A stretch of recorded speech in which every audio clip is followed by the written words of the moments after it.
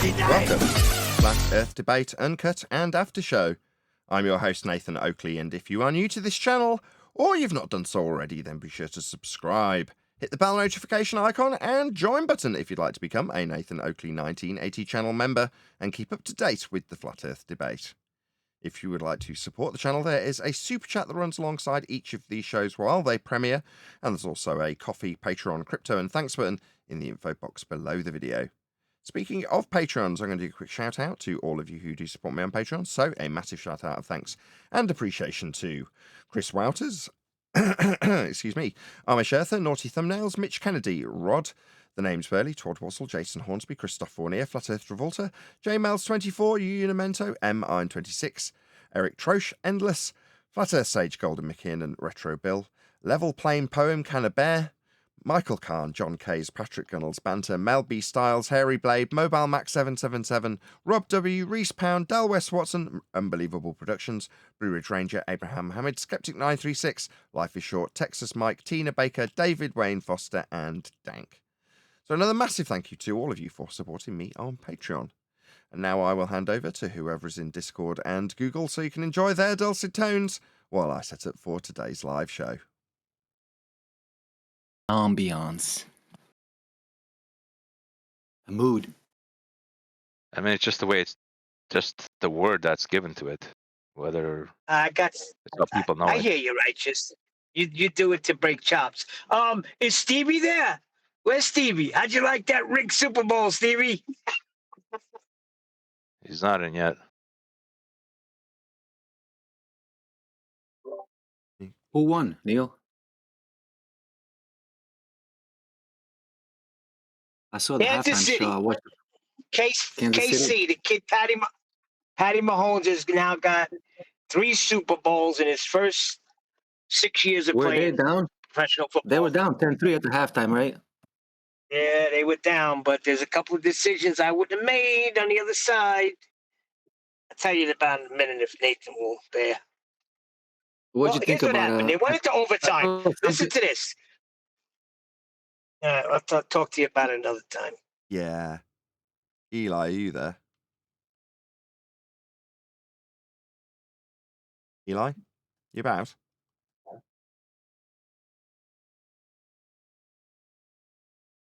Eli, if you join the Jeepers panel and then run away from your phone. Clearly, yes. We were talking about Eli, Brian and I, not long ago, just before I started the recording. So Brian has picked up on the not the ground if you're refracting your horizon to give you tangent planes and claiming latitude, positions on the ground. And Brian was explaining that, like you were saying, Neil, the penny has dropped. Well, last show we did, I think, Eli came in and was like leading me like he'd learned something new and telling me about his experience with it. It was quite clever the way he did it. I have to trim that out. Anyway, the point being that subsequently, Brian has obviously had more chats with Eli, and Eli's been out on the circuit shutting people down with it and getting stony silences back when he's pointed out that when plotting your positions on the ground with respect to the horizon and an angle to Polaris, that has to be on the ground. And it isn't if you're on a globe. So it's not the ground, like they've been telling us, which is devastating. Yeah, that was good the other day. You said you trimmed it out? No, you no, talking no, I about the didn't. conversation me, you, and Eli had? No, I didn't. I said it should be something I'll trim out. But I haven't trimmed it out, no. But I'm just, it's not that important of a conversation. It was just amusing to me that when he started telling me, I'm like, oh, this is juicy. This sounds exciting. What is it you're telling me? What is this new information you're leading me on with? And then it turned out to be that, I've already been dragged through the bush backwards by Brian and Adam on Bullbusters, and he's had the penny drop while it's dropped live on air for my audience, in that case, QE's audience, but for the sake of brevity. Yeah? So he's telling me that story. Eli, that is. Yeah, but the way he phrased it was really good the first time when he came in. So it's all recorded, so you got that. Yeah, I think it was the show before this one. It's just been a period of time between then and now when I haven't been on air. Hello, John, by the way. Hello. Hello. that? Refracted?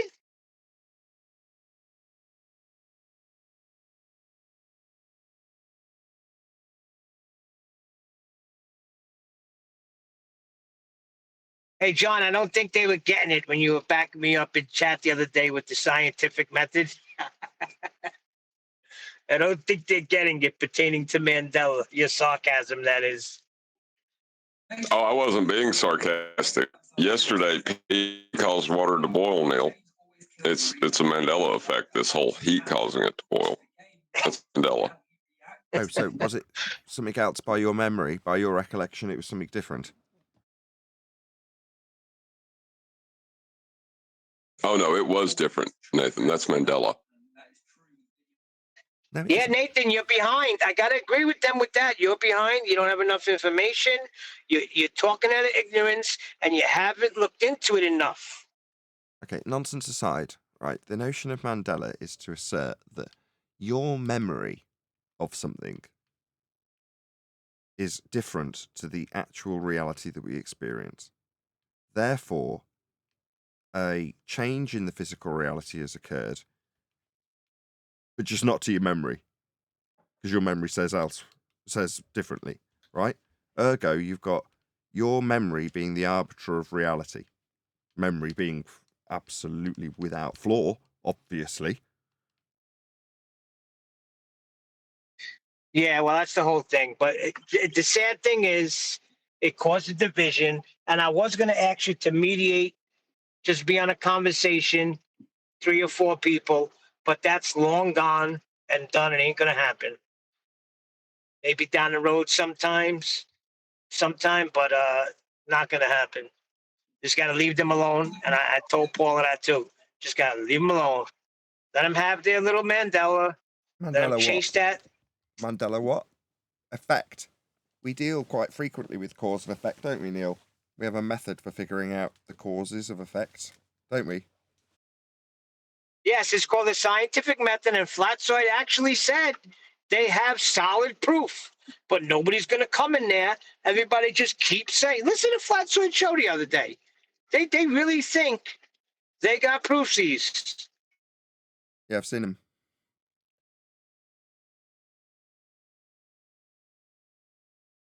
I am telling you Hey, Nathan, guys, hold on. I got it right here. John, hold on. How come Abraham Lincoln's not the president? Or George Washington didn't cross the Delaware, or whatever he did, right? How come it's not something really significant? It's always a stupid leg or a freaking braces or no, I am your father, as opposed to Luke, I'm your father, or as Brian says. Brian remembers it totally different. Brian from our panel says he remembers no, Luke, I am your father. So what is that? The Mandela trifecta? It's crap memory. That's all it is. Exactly. Well, And people getting things wrong. P used to call Sorry, go ahead, John. Oh, I was just getting ready to say, P used to cause water to boil, but you guys just keep hand waving. Used to? What, it doesn't now? I don't really understand the joke. I always remember water. I don't really. Heat. I don't get the joke. I don't get the joke. John remembers P causing water to boil. I remember heat causing water to boil. And Jiren, who the hell knows what he remembers? So what do you remember it being, John? Oh, yesterday it was P, but today I turned on my stove and heat did it. P? It ain't always been like that. What do you mean P? You're saying P? Urine. Urine? Yeah. Urine used to cause water to boil? In your memory? Oh, yeah, definitely. Oh, okay. When did you last have your psych evaluation?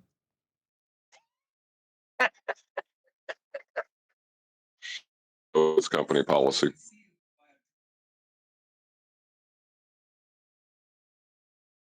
I've seen the examples. Yeah, so they've got the lion lays down with the lamb. Misquoted everywhere. Now, if you're going to say, well, it is in the Bible, what, the ones that have been altered continually? It's like, did they not know what Paula does? Her very purpose in being what she is and defines herself as, in terms of her position in this community, in terms of what she does on YouTube. What is Paula?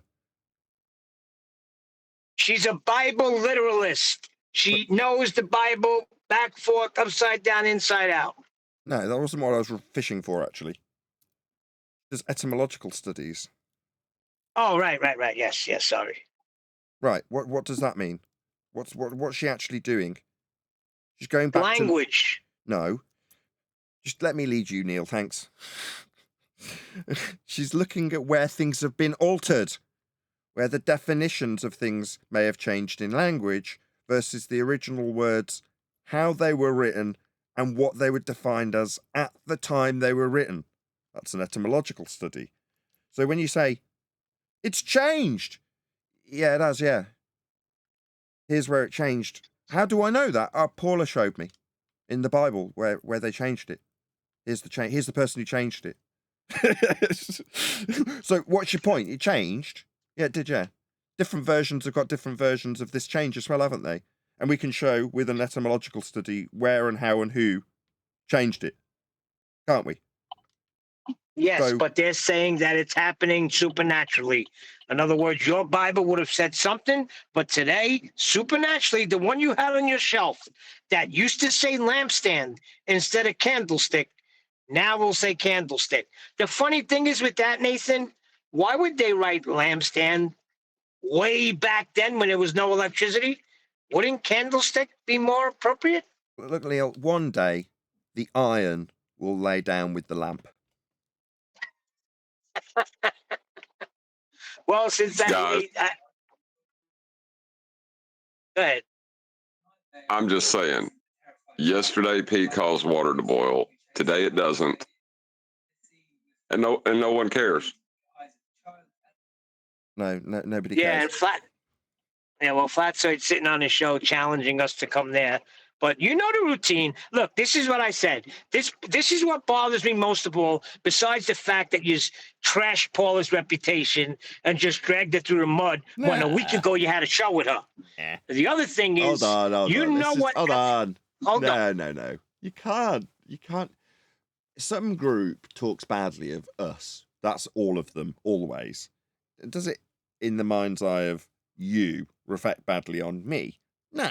To the group that's actually looking to badmouth a specific individual, then yeah. But you're making it phraseology-wise sound like they have actually achieved dragging Paula's name through the mud. No, Paula's name has not been besmirched in any way, as far as I'm concerned. And as far as most people are concerned. Yeah, we'll talk to Paula and see what's going on in her chat. They're all going into her chat. Yeah, I have spoken to Paula. And I can totally empathize with the perception from her vantage point, which is pretty god-awful. I'm not disagreeing with that either. But what I'm saying is, Paula will be fine. Her good name will remain her good name. Don't worry about that between you and I. Now, if I was talking to Paula, my attitude would be very different, because I have to offer a certain degree of empathy. What I know is a terrible circumstance that she's witnessing. I get that. But between you and I, Paula will be fine. She's built enough credibility, and her work speaks for itself. It's very difficult to tarnish someone like that. I agree. What I'm saying is, all right, so they tried, and they got they're slandering her. Let's put it that way. But here's my point. You've been sitting in this arena for how long, and on this show for how long? And this is what I'm getting from you. You've seen what happened with Ether. Now you're going to chase this, and you're going to have shows about it, how they say that we're running from them. Nobody's coming to refute the preponderance of evidence we have. Everybody's just hand waving it. Let me finish. Everybody's just hand waving it, and nobody will come in here and have a discussion. Who else says, let's have a discussion about upward rising Earth? It's always a discussion. You know where we are. Bring your proof to Flat Earth debate, and we'll go through it. You know what they said? What, you're a coward? You need Nathan to debate for you? No, I'm part of a panel, and it's called Flat Earth Debate. When people have proof of something, they come here. And if they could validate it, Praise God. If they can't, it goes right to the back with the other shit that can't be validated. Shrek. Pardon the French.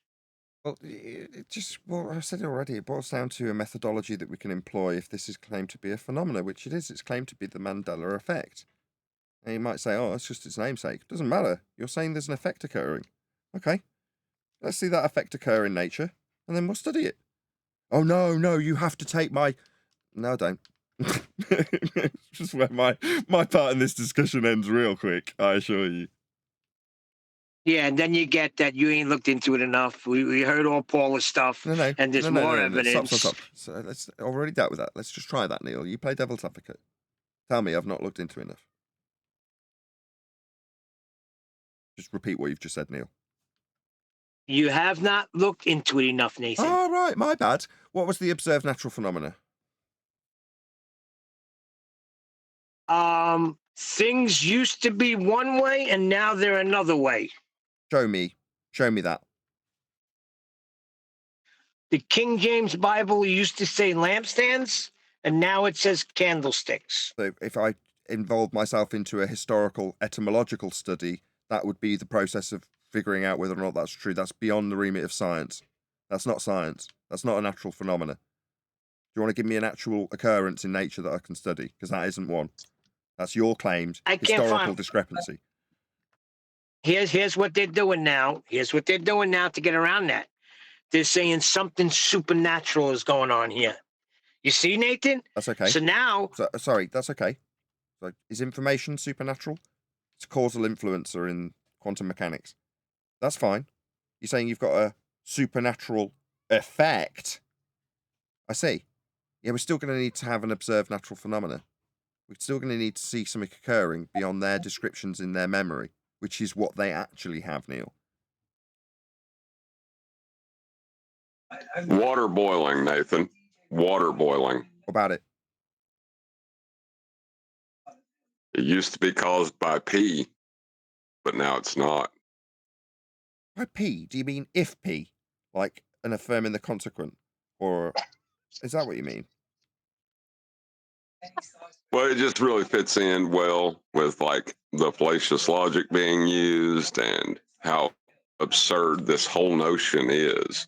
The fact that your memory is so good that, oh, you can't be wrong. It's so just like sniffing your own fart smug. And I don't like it, so I'm making fun of it. Paula had a good point. I watched one of their videos on it recently, obviously. And her attitude was, so you're suggesting that the Mandela effect in this instance will affect physical text, but not your memory. So the only thing, and also the only thing that is led to confirm this, the only thing unaffected by the Mandela effect is the collective memory of people.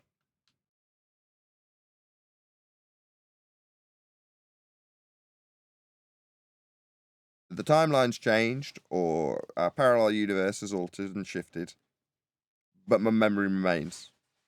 Why? Why isn't the change also affected that? It would. If that was true, it would. This is so stupid. It makes me want to throw up in my mouth just thinking about it. Yeah, it's so stupid that it causes people to fall out with each other. That's how stupid it is. That's why I'm taking it to absurdum. You know, just take it to the level of absurdity it actually is, and just stick with that. Don't fall out with them. Just make fun of them. I was a little surprised because some people said that, well, Paula gets a little dramatic and nobody was ganging up on her in chat. Well, then that's what you should have said to me. You did not say that to me. Oh, you didn't say, I think she's being a little dramatic. That's not what you said. The attitude towards Paula was, you're getting a bit dramatic.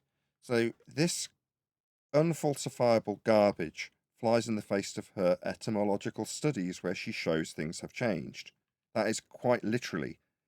Of all the people that this could offend, Paula is at the absolute pinnacle of who it's going to annoy. So her wanting to defend her position vehemently is absolutely justified. So to be called dramatic, I can just sense the tone that somebody has said that to her in when she's passionately and vehemently defending her position, as she's got every right to do. Oh, don't be over dramatic. Just like you say, John, it just makes you want to puke. Yeah, they're saying that nobody was attacking her. But I say it like this. I say, if you're in chat defending something and 2 or 3 people are responding to you, so she's being attacked. So if you feel she wasn't being attacked, then you could have said, I think she was being a little dramatic. But you didn't. You came and you said, she's a liar and a deceiver, and I'm going to expose her with a video. That's how that conversation went with me and Michael. Now, you want to go on Flatsoid Show and talk your nonsense about me, tell the truth. You called up and you wanted to gossip about her, and I wasn't having it. And if there was a vice versa, I would have taken your back. And that's it. Now I'm done with it.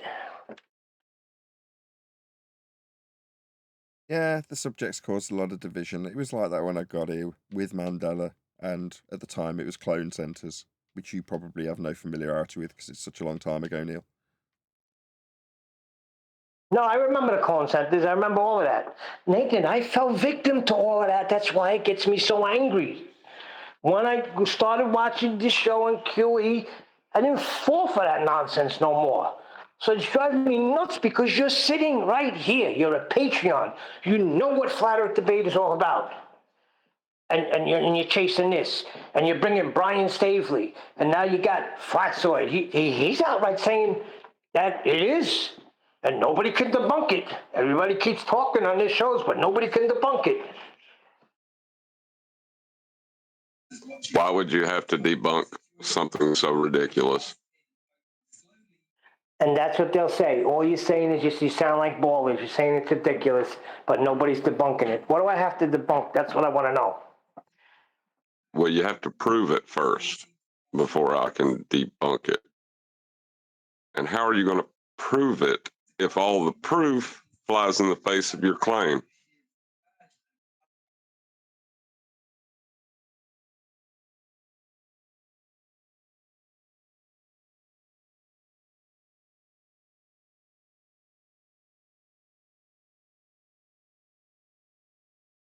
More than ever, prolonged silences are terrifying for me because the computer's on edge.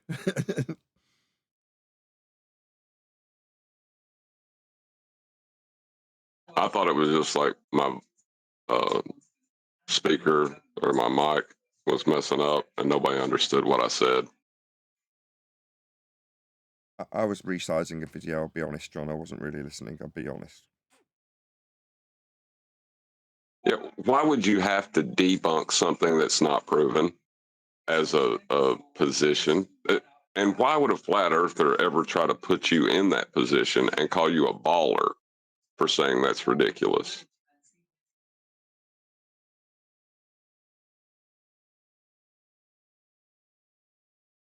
I don't know why.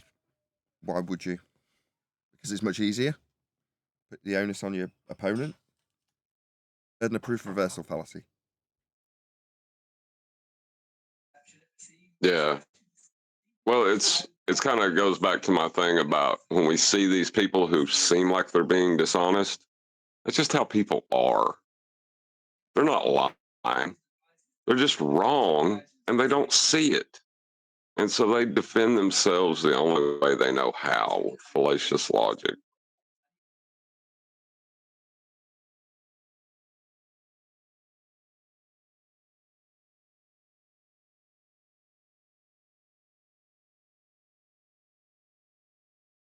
What is all this about? Mandela effect. Yeah.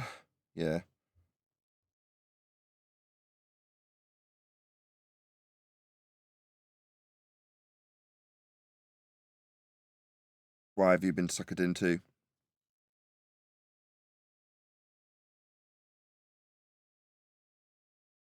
Audible? Can you hear me? Yeah, I'm asking if you've been suckered into this nonsense as well. I've been out here for a while, Nathan. I'm done with that. I don't see any use of that at all. I mean, what's the use? What's the end goal of all of this, other than just speculating endlessly? I think it's incredibly useful. It saves lives, does it not?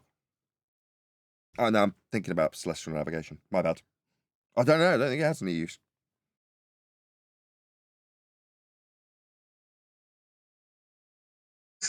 It's the perfect argument saver. You can use it for any argument, and you were right, but reality changed.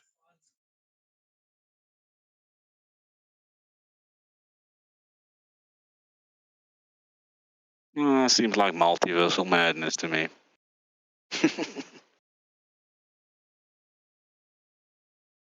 Have I got time to make a coffee? Will you guys keep We'll the see conversation if going if I go and make a I coffee? claim.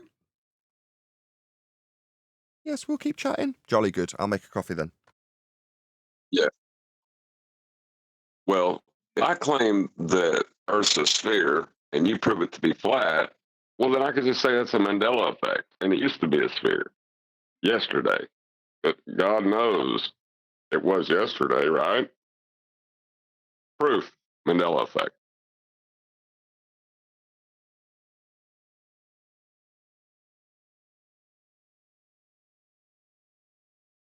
I don't know about that, man. I don't know what it is because you can't prove it at all. Oh, show me that whatever you're saying about it previously was a ball or whatever was true. You can't. So you can just go on people's memory, and we all know that's crap.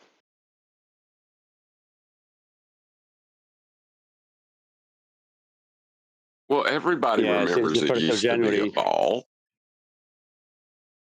Yeah, from the 1st of January 2020 with the Black Swan, this Mandela effect happened with the debunking of a notion that was never there. It was never the leading edge of a sphere, the horizon, that is. But how do we prove that prior to January 2020? It could have been because of the Mandela effect, guys. Physical reality changed and the horizon was no longer the physical edge of a sphere. Can't you see? This is crazy. It's all crazy.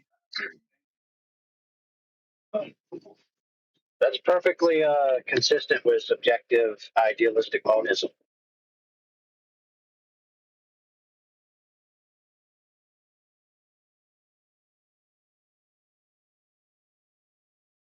Say that again, AI. I totally missed all of that. The claim that retroactive continuity can change or reality itself can change based on perception is perfectly consistent with subjective idealistic monism.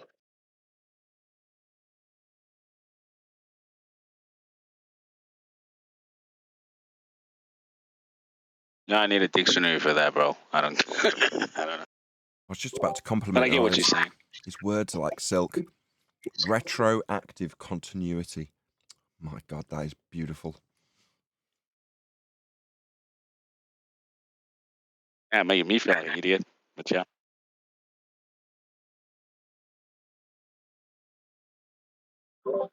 There's actually a motion picture movie on Amazon, Mandela Effect. And it's, in my opinion, definitely they're tying it with the New Age nonsense. Because there's Michio Kaku and Neil deGrasse Tyson in there, and they're talking about string theories and parallel universes. And I watched the first half an hour, but it got too stupid. So just in You case hit it right anybody's on the head. It all ties in. Thank you. You're a baller if you want to push that clearly a Mandela. New Age propaganda. Yeah. So it's on Amazon if anybody's interested. It's called Mandela Effect. Good morning. Good afternoon. Good afternoon, you enthusiastic lot. Good to be back. Had a couple of computer issues over the last week. Not that they have, strictly speaking, been resolved, but the computer has now been fudged together to at least hopefully get through an hour's live stream. We can only keep our fingers crossed.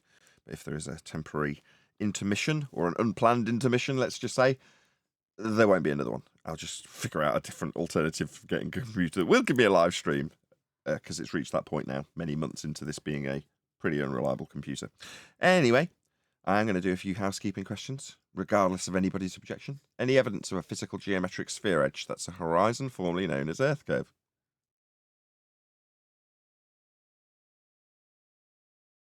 Any evidence of axial rotation of the Earth-based variety?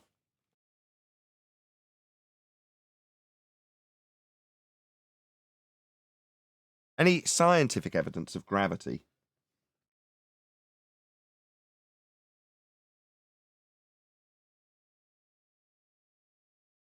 How about any single viable hypothesis from any of the fields of astronomy, cosmology, or astrophysics?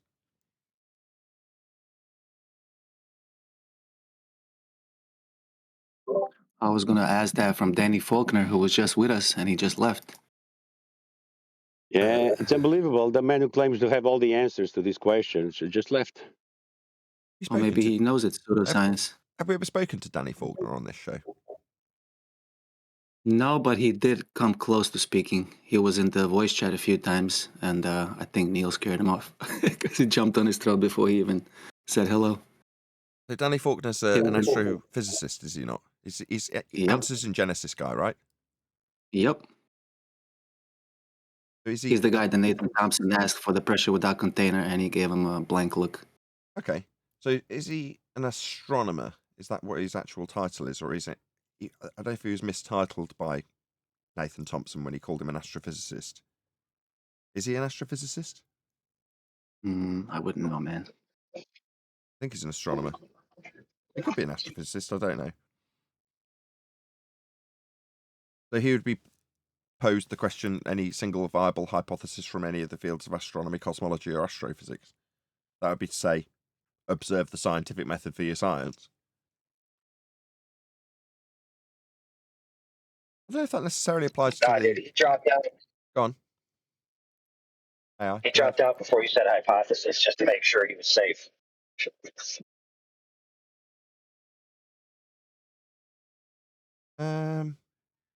Maybe that's his reason for leaving. I don't know. I can't divine his motivation for leaving.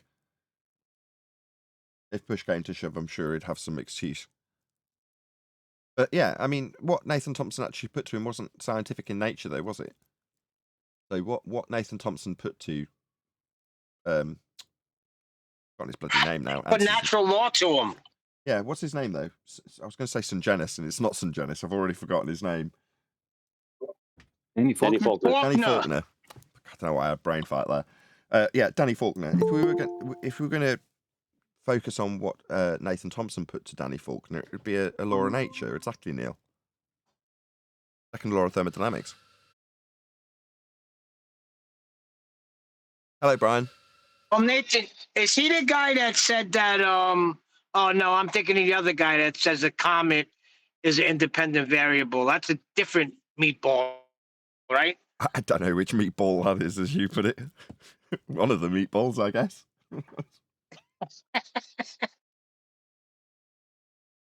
That's a very Italian slur, isn't it? Meatballs are delicious. Why would you call someone a meatball? Oh, Hulk Hogan called him the ultimate male versus the ultimate meatball. Oh, fair enough. So yeah, I mean, it would be nice. The only thing that I don't, we discussed leaving gaps. The housekeeping questions are unanswerable, right? But rather than answering them with a no, which I noticed people in the chat were like, God, this is an awkward silence. I'm going to answer from the chat. No, we haven't. But the idea of the awkward silence is that if we're going to ask these housekeeping questions, because there's an uncomfortable silence with no answer to follow from the ball side, why not leave it with the uncomfortable silence? Until there's an interjection point like there with Danny Faulkner. He was in the panel, now he's not. And here we are asking for scientific validity that could be offered and was until about 2017. The whole body of science proved a globe, right? But now they shy away from us. My point was going to be that it used to be the case before Wright just ruined everything, that the housekeeping questions would lead us into a discussion about what had been discussed with ballers up until that point. So although it didn't necessarily serve to give answers and pain relief to globe believers who might have thought that they had answers to those questions, it led into, well, actually, I was discussing that with a baller the other day. He was claiming that you could see physical geometric sphere edge horizons because he was being asked about the GP positions of Polaris. Until he couldn't infer there were points on the ground because refracted horizons, right? Black Swan. Or something. Right. I was against getting rid of the housekeeping questions, but when refracted curvature says, Neil, they've cleaned house. I can't disagree. I have to agree with him. The housekeeping questions cleaned house, and if we're going to move forward on the front foot, then something's got to be done with them. They're not house renovation questions. It's not like we're refurbishing Flat Earth Debate Daily. It's housekeeping. So the whole purpose of housekeeping is that you send the maid in, even if nobody's necessarily stayed in the room, just to make sure there's no dust or cobwebs. You just keep it tickled over. Yeah? So while we're not necessarily utilising the questions to engage in a mad discussion, that was never the purpose of the questions. They were developed after a conclusion was very much drawn for each and every single example in the housekeeping questions. There's never an instance where we've put one in because, oh, well, we actually do want to find the answer out to this question. We need to entice them in because we're so desperate to find out if there's evidence of Earth curve. It's when you look at it from that vantage point, it's fundamentally preposterous that we'd even be asking, isn't it, Neil? Absolutely. But it keeps house. That's the point. That's why they're called housekeeping. That was Anthony Riley's original vision for them. Let's not forget about these points that we have won. Keep them fresh in the mind's eye of the audience by repeating them, pointing out that there's no evidence of a self-perpetuating molten iron core at the centre of a presupposed spherical Earth. And if you don't mention that, it may serve the purpose of somebody who goes, well, what about if I stroll into Flat Earth Debate and start offering up my evidence of molten iron cores that I don't have? I just didn't realise I hadn't got it. Well, they're kept well aware of that if we keep it in the forefront of the show, or at least I think the best compromise was actually just asking a couple a day and keeping them varied. I actually like that. But and then when you get a stony silence to a couple of them, you move on with the discussion. So you just ask, what have people found on the circuit recently? Or we move on to whatever video we're covering, etc., etc.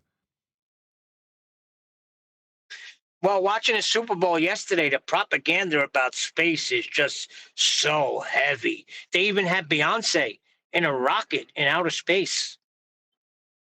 Put Beyonce. What's outer space? Put Beyonce in the sky vacuum. Did they really? Yeah, she was in a rocket in outer space, looking down at the spherical moon. I mean, Earth. When you say they obviously did this in CGI, right? I mean, what do you mean? We're talking Super Bowl. We're talking. Yeah, it was what we're talking. Commercial. One of the, you pay millions of dollars to have a commercial, a 30-second commercial. And it was all of that, like with the songs, and the last ditch effort was her in outer space in a rocket. I see. And what is this Super Bowl? Super Bowl is it's an American holiday. They're gonna make it a holiday. It's the last game of the season when the last two teams are standing and they play for the Super Bowl title. The funny thing is, it has nothing to do with the teams. The Super Bowl is everything else but the teams. Nathan is actually only being sarcastic there. I mean, he knows what the Super Bowl is. I know he knows, but I use that. Neil's not going to pass up the opportunity. Yeah, and that's why I let Neil do that. People that don't know about the Super Bowl, that listen, now they do. For any Europeans listening, they have a funny shaped ball, a bit like in rugby. There you go. Speaking of funny shaped balls, the Super Bowl advertisers or broadcasters brought attention to a specific quote unquote ball type thing that existed in the area called the sphere. So there's a structure called the sphere. And the one commenter said, "Oh, we're getting video from the sphere." And the other guy said, "Well, it's not round because it doesn't continue all the way underground. It's flat. It has a flat bottom." It's a hemisphere. Wait. This was said last night on the game, because that is in Las Vegas. They got the sphere in Las Vegas. Sir. You are correct. Now the sphere, you say, what is this building for? It's a giant building, and it has a display around the entire surface, so it can create quote unquote pseudo-spherical imagery. Like one of the images they had was a giant eye. Another one was a giant basketball. So if you were looking from far away, you'd just see this ginormous basketball sitting in the middle of town. But it's a screen. It could display anything. But what it actually is, and I'm sure you're going to recognize the poetry here, it's actually a theater. It, just like Shakespeare's theater was called the Globe, this theater is called the Sphere. But guess what? It's not an actual sphere. On the inside is a flat floor, right, with elevated seats, but the surface in which it's resting is flat. And the commenter noted that. He said, "Oh, it's not round in totality," is what he meant, because obviously it's round in some parts, round, curved. Very interesting. Are you suggesting that there's a certain amount of thought that's gone into that discussion, or the very process of having that device, cameras and screens to project out imagery that looks like it's in the middle of town, as you called it, right? Is that just been done, and the name of it been given so that the language naturally comes out of the useful idiots who talk about it, or do you think that conversation's orchestrated? Could be a mix of both. Could be, yeah. I thought that as soon as I said it. Actually, we don't know, and it's speculation either way. Absolutely. So it ran off, for me, the experience ran off of, in our home server 24/7. One of the guys was trolling that there's going to be a flat Earth commercial on the Super Bowl, and so people were actually showing up asking, "Oh, did it air yet? Did it air yet?" And I told them, "Look, okay, it's probable that there'll be some mention about the nature of Earth, right, at the Super Bowl, as there has been in the past. Like there was a Super Bowl ad, and it was about Alexa, right, the device, but it was going throughout history, and people were taking the role of Alexa, like, hey, Alexa, make me a coffee. And then the servant would go make the coffee because the servant's name was Alexa. And they asked one of the girls in town in one of the skits, hey, tell me something interesting, Alexis. And Alexis was like, oh, the earth is flat and the witches stole Mr. Brownhire's balls. It was just out of the blue or something like that. No way. So they What was the second? I didn't. Hold on. Yeah. What was the? I didn't quite make out the second part. I got the Earth is flat bit. What was the second part? It said, stole someone what? Oh, it actually was they stole his pants, but I inserted the word balls because I couldn't remember at the tip of my tongue which word it was she used, but it was the earth is flat and the witches stole like Mr. Bromhire's pants. Like that phrase was aired in a Super Bowl commercial right after a skit in the same commercial that was all the news is fake. So it's very interesting. So why are we not given a commercial about the flat Earth on Super Bowl? Do you think we flat earthers can make some commercial for flat Earth in a moment like that? No, generally that advert will be for something that's being sold, right? I don't know what that was. Maybe you can fill us in. What was that in? What advert was that in? What Alexa, the little AI that you can speak to, and it'll do things for Amazon. Thing. So it's selling a home assistant, and in the process of trying to sell a home assistant, they've got a concept they're trying to communicate through advertising that happens to include flat Earth. Whereas when you say, why haven't we got a flat Earth advert? It's like, well, the flat Earth isn't really a product, so there's no point in having an advert for it. But many people say it is a product. You're trying to sell something. Yeah. They call it product. I don't like it, but many people. Yeah, but isn't the transverse true? Think about it. Isn't it a point to make to the average person? Why is the Super Bowl dripping soggy wet with sphere references, space references, alien references? It's like a large predominance of the commercials reference that. Like in the first 10 minutes, the first 10 commercials, like 4 or 6 of them were space. That's correct. It's correct. So we have to do something about it. We have to give answer against it, right? No, we don't, Johnny. We just have to do what we're doing, Johnny. No, you don't, that's not. No. Okay. Tell me why not? Because it's none of your business. That's why. I don't mean you personally, by the way. I mean, don't watch the Super Bowl. You're not tied to a whipping pole, being forced to watch it, are you? Now you're saying, well, no one else should watch it. Who are you? They can watch what they like, can't they? Oh shit! But if you have a lot of money, you can do it. That's just fun. But, okay, let's put it this way: if let's say every penny that went to our opponents in anti-flat Earth went our direction, and quickly we rose up the YouTube ranks and had decent subscriber bases, and I had the means, without support, without having to do GoFundMe's and whatnot, to just put a load of billboards up. I mean, what are they? 500 quid a pop? I was like, okay, I'll do 25 of them. Advertising, as you put it, flat Earth. For what?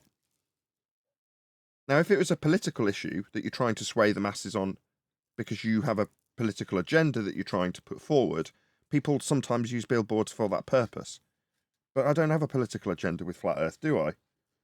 So I'm kind of putting it in. I wouldn't do it even if I had all the money in the world. Why would I do an advertising campaign for the nature of the obvious? That's how we deal with it and measure it. To me, that's the bit that we need. Don't get it wrong, You have though. a political agenda because you say I cannot let my children go in school with teachers that's lying and that's propaganda and so on and so on. That is also politics. So yes, Right, but bro, flat Earth. That's different. Flat Earth has already been. Flat Earth is already at the upper echelons. Think about it for a second. The president of the United States speaks about it from his pulpit. Okay, YouTube marks it all over videos. They went to Congress and at a hearing, the seat of power of an entire country. It was there in the mainstream media. Elon Musk mentions it. It's all over. There's all kinds of advertising already about flat Earth. Yes, they might do it in a lampooning way, but that's an opportunity to use it to speak. So if you want the concept out there, it is out there.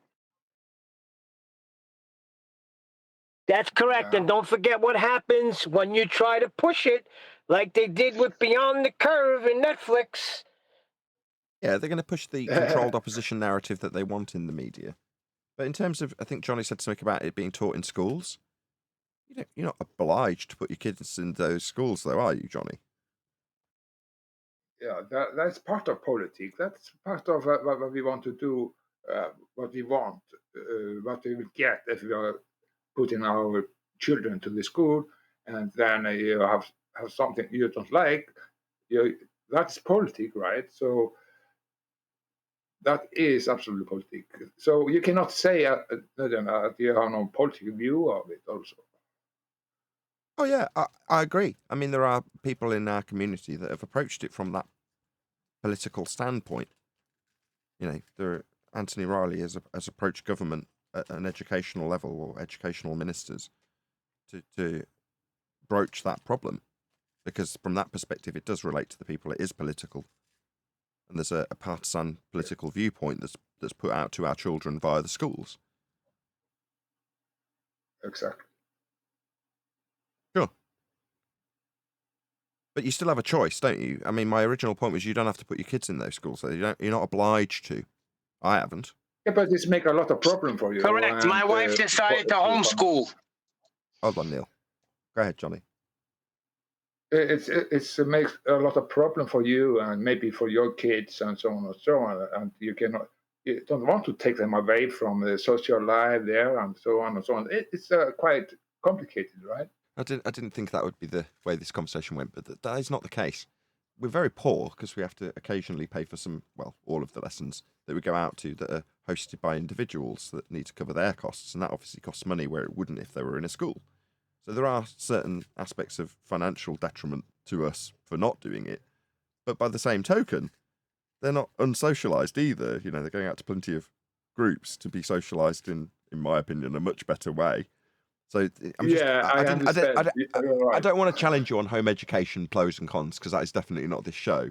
But it has happened to overlap because of the nature of reality being taught to kids in schools that has broached this subject live, and I'm happy for it to happen. I just didn't think I'd be having to put my defence of my reasonings my wife and I's reasonings for wanting to home ed our kids. But here we are. And it's like, well, that'll leave them maladjusted socially. No, definitely not.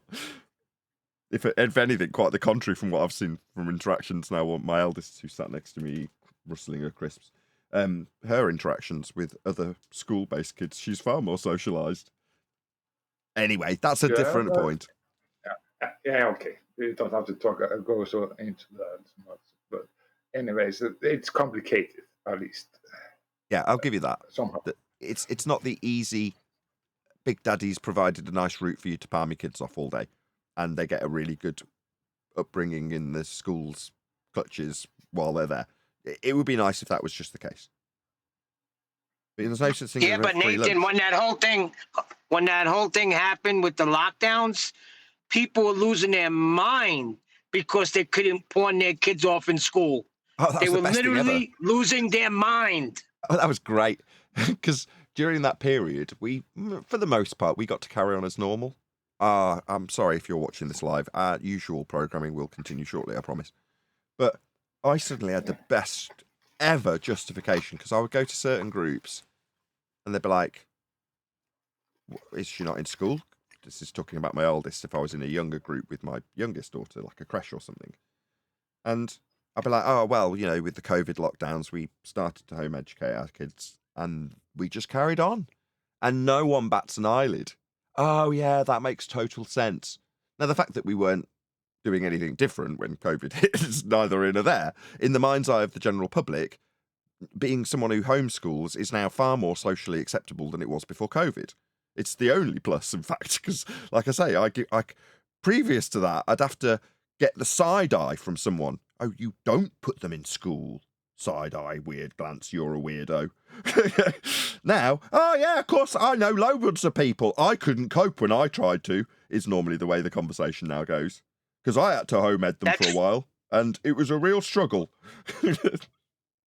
That's funny, because my wife got a phone call the other day, and they were asking her all types of questions about homeschooling because they want to do it with their children. So, yeah, you're right. It's acceptable now when it wasn't. Yeah, that is a bit of a plus, I've got to be honest. I don't feel awkward about bringing up that fact when I'm out and about with my kids. There we go. Anyway, that's the end of that deviation from the education of heliocentrism, aka indoctrination, specifically with reference to gravity, if we're talking about the infiltration of some of our own into the education departments of government, just to round out this discussion.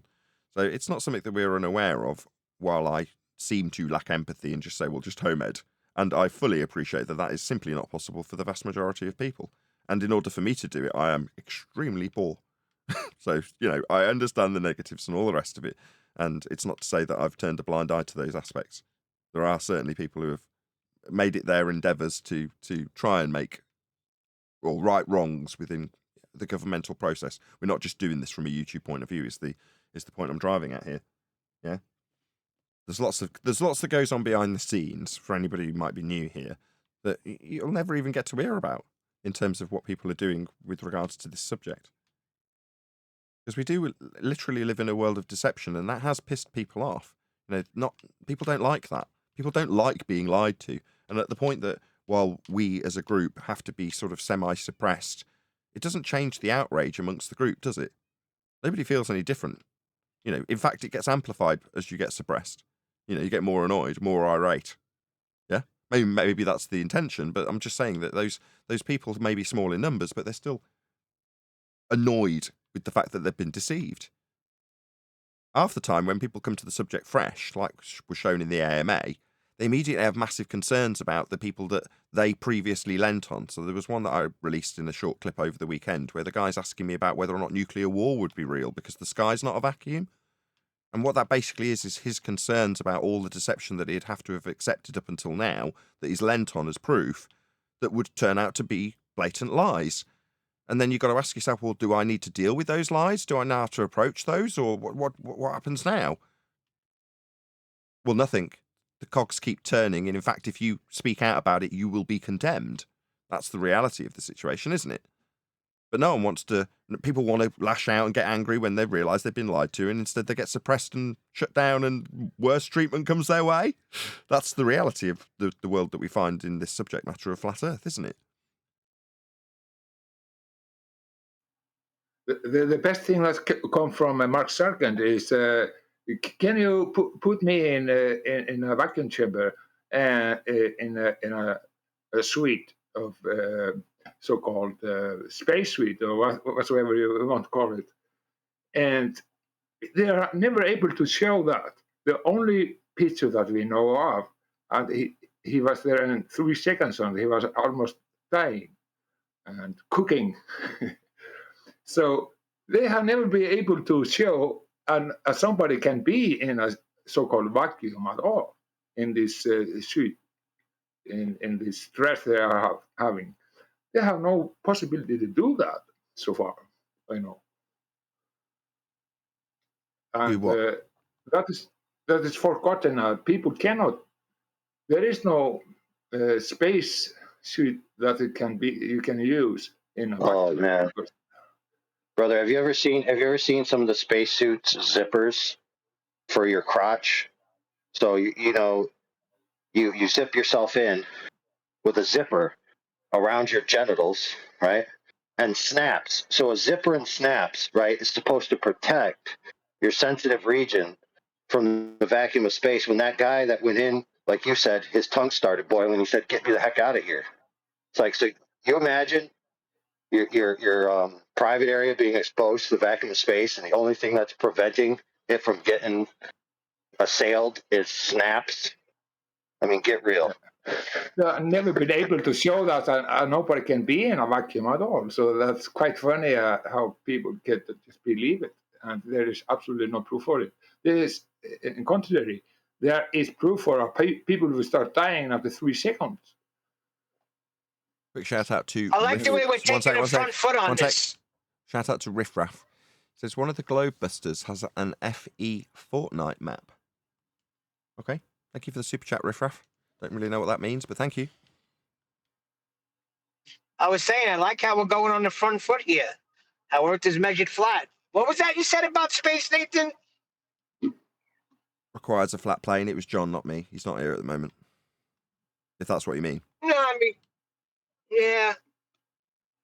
It's a particular plane. I was going to ask him over the weekend, actually. It came up in one of my comment responses, and I just didn't have the word for it. There's a specific type of flat Earth, if you will, but plane that's described for the entire universe. I just can't remember what it's called. John would know off the top of his head. It was in that. Do you remember that? I say it was in. It's part of heliocentrism. But a recent reference that is useful was the NASA video from like 1984 or something. Do you remember? And they're describing that particular plane. Maybe Brian would know. Can you remember what the plane of the universe is, Brian?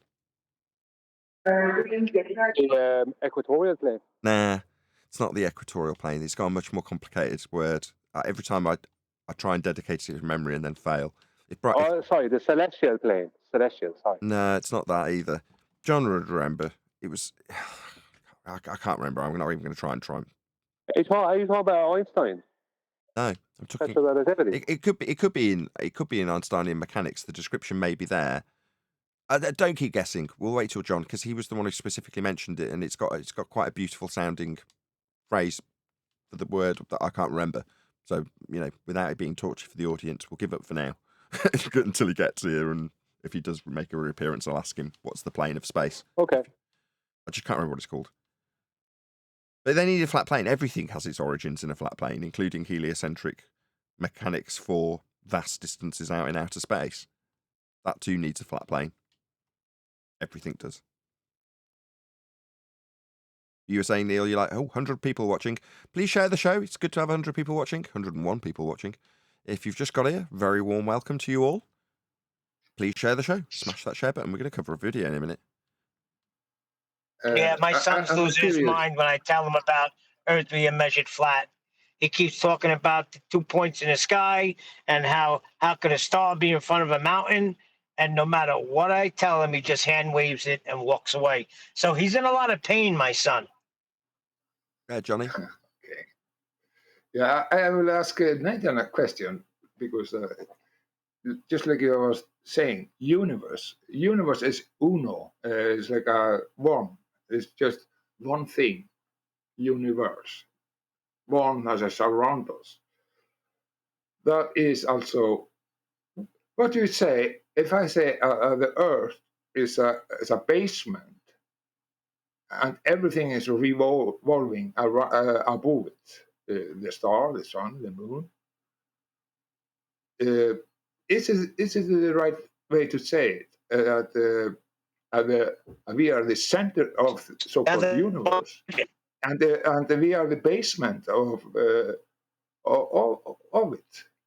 What's your thoughts about it? I don't care if you want to describe it that way. Yeah, but I'm not talking about Is it what you that? think. Hold on, I'm is talking it that about the what way we? you think. It sounds like Neil has an objection though. Go ahead, Neil.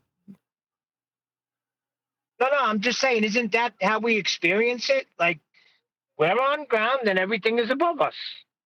I don't know Apparently so, yeah. how else to describe it. Yeah, it seems adequate. Nothing wrong with that, Johnny.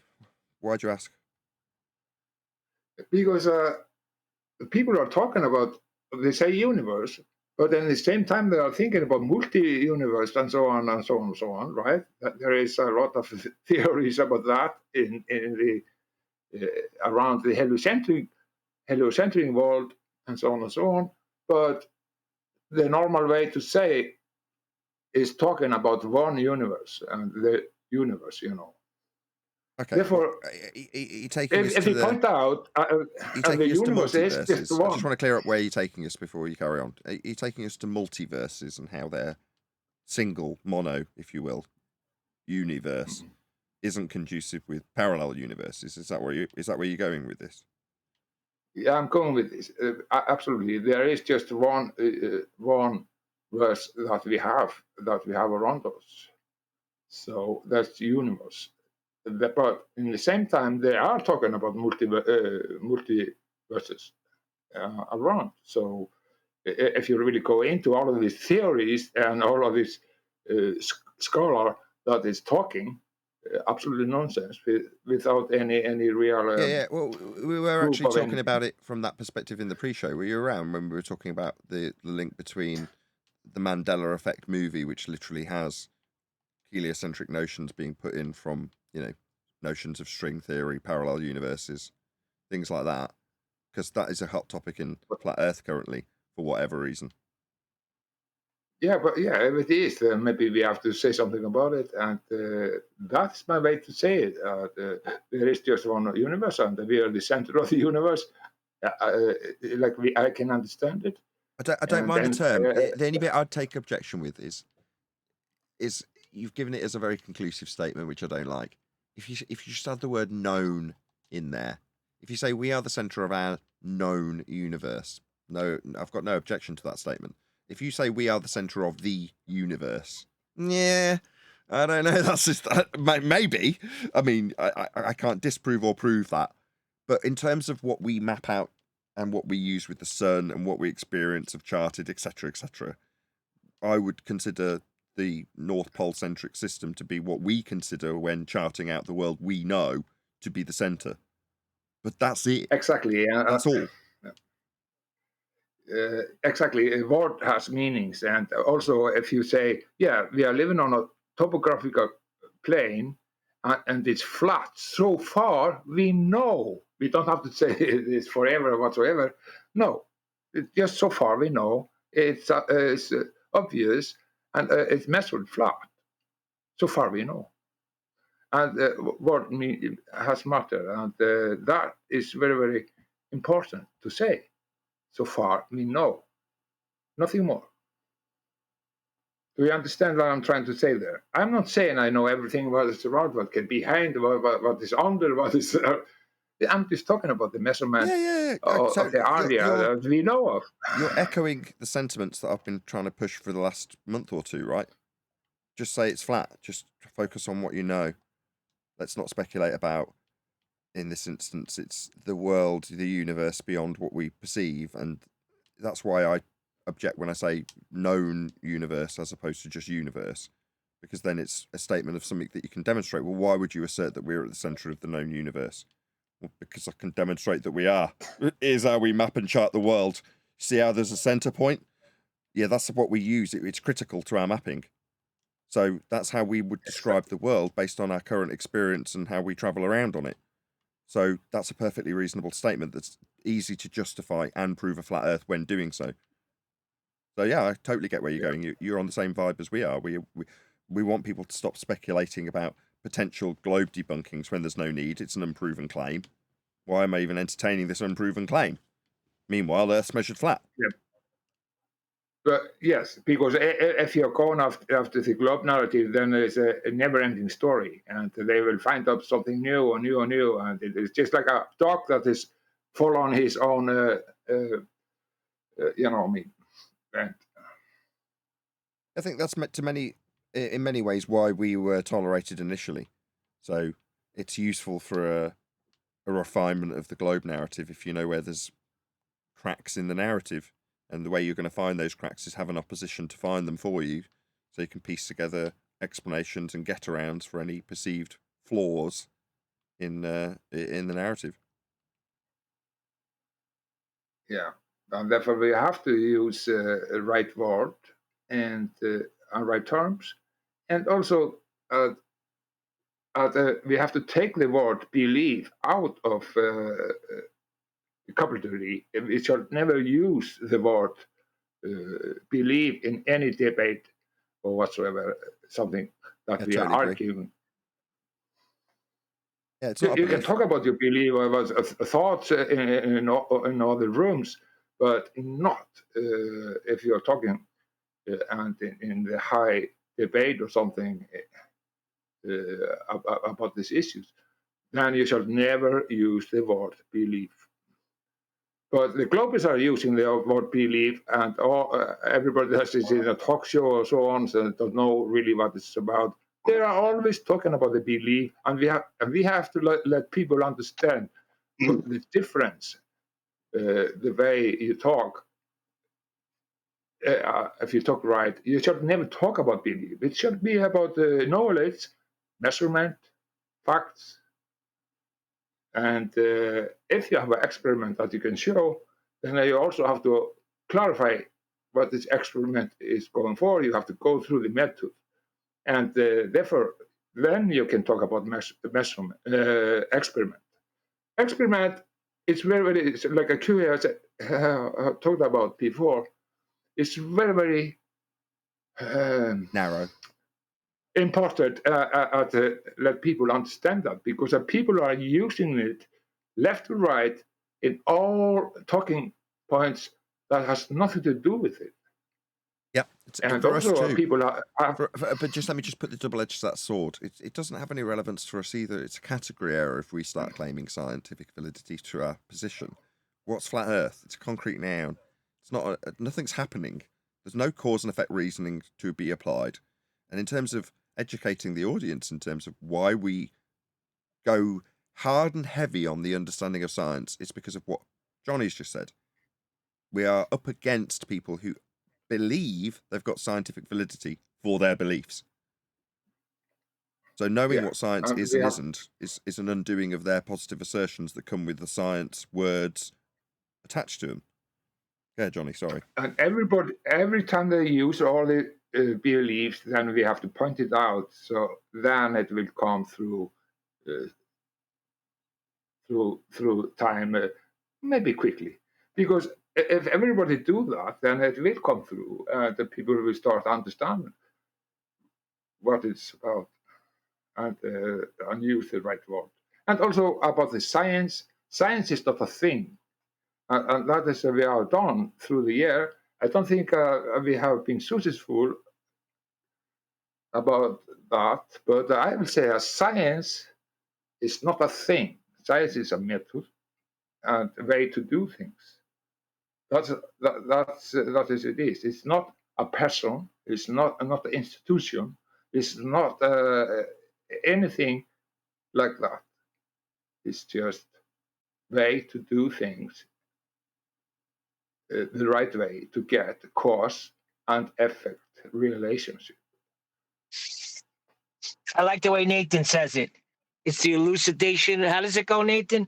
Elucidation of cause and effect? Yeah, the elucidation of the cause for an effect you observed in nature.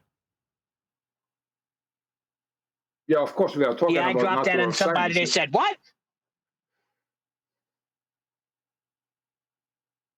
Not me that said it. It was originally QE. Maybe. Thanks, Johnny. Yeah, well, it's John. Maybe they have a problem there with tech. Oh, sorry, if I'm talking. I'm just giving QE the credit. It's him that originally got. We were talking about it. Maybe we were. I was talking about in my conversation with Brian before the show began.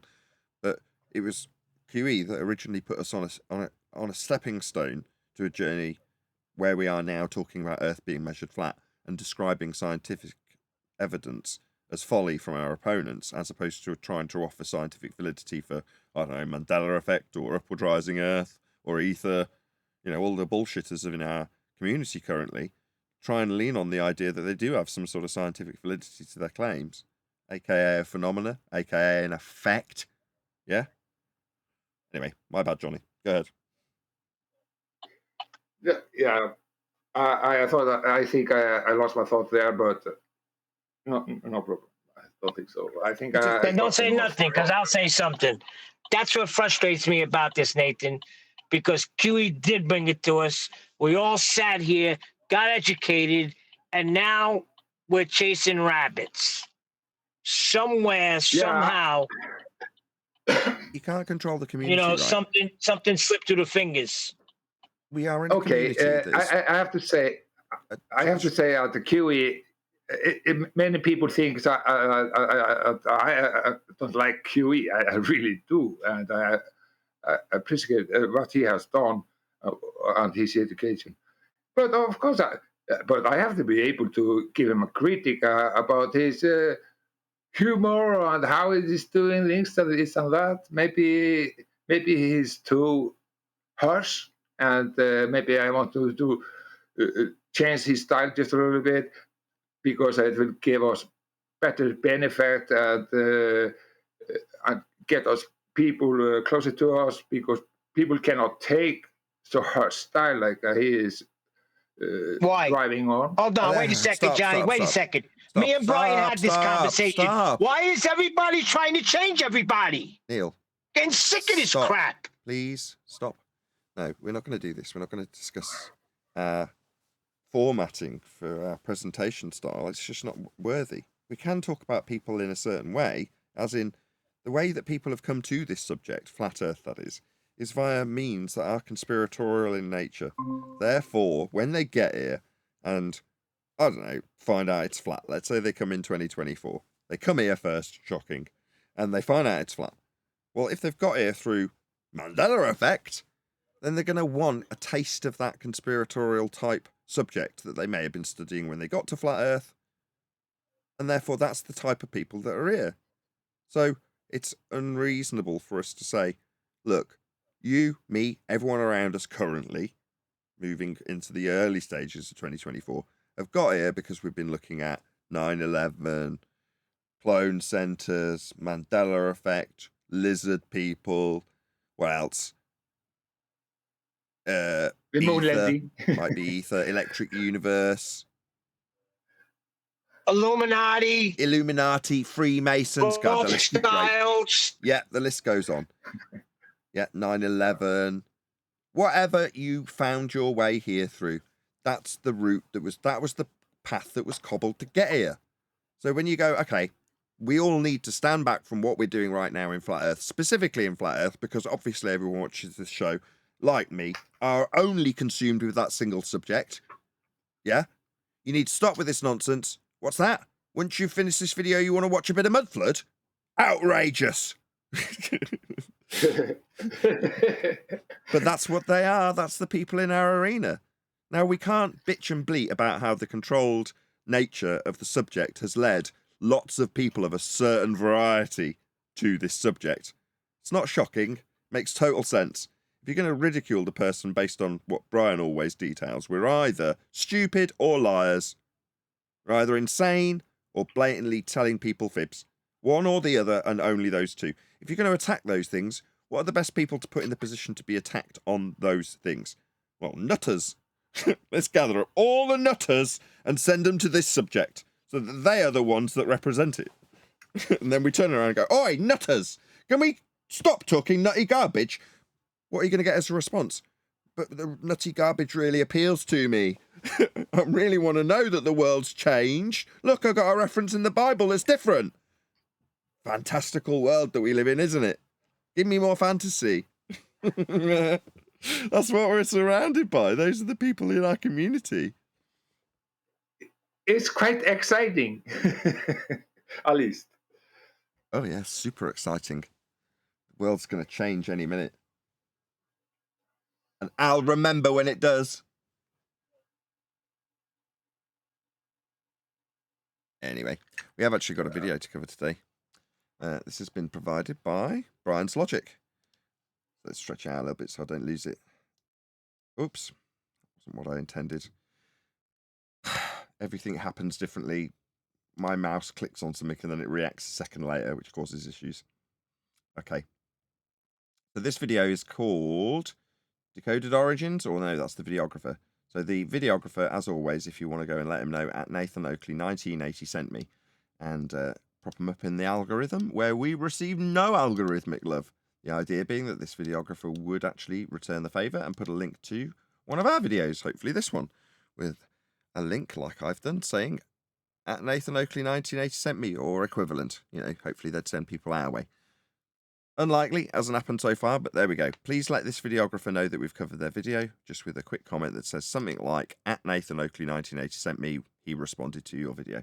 And while I'm saying it, a massive thank you to all of the people who do this. So I have a couple of times gone back to some of the videos we've covered because I need to grab a screenshot or something to that effect.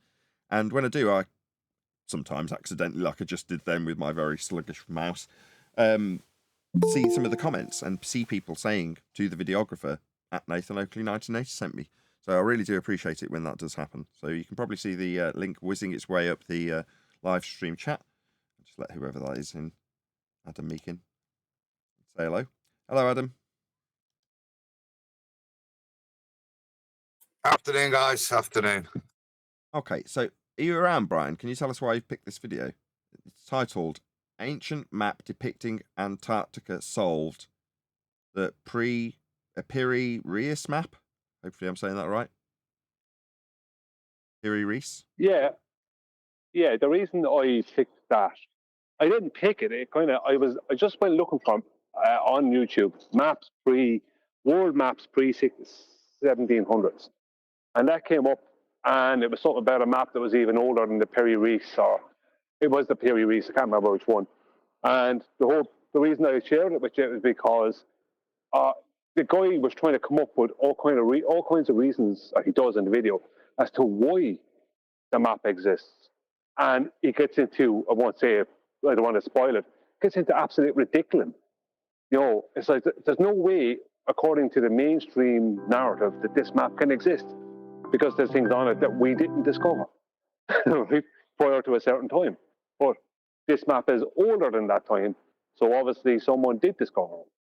Do you know what I mean? They have a story that now, it doesn't matter, I'm not claiming this map means anything. I'm only pointing out the stupidity of what the narrator has to do.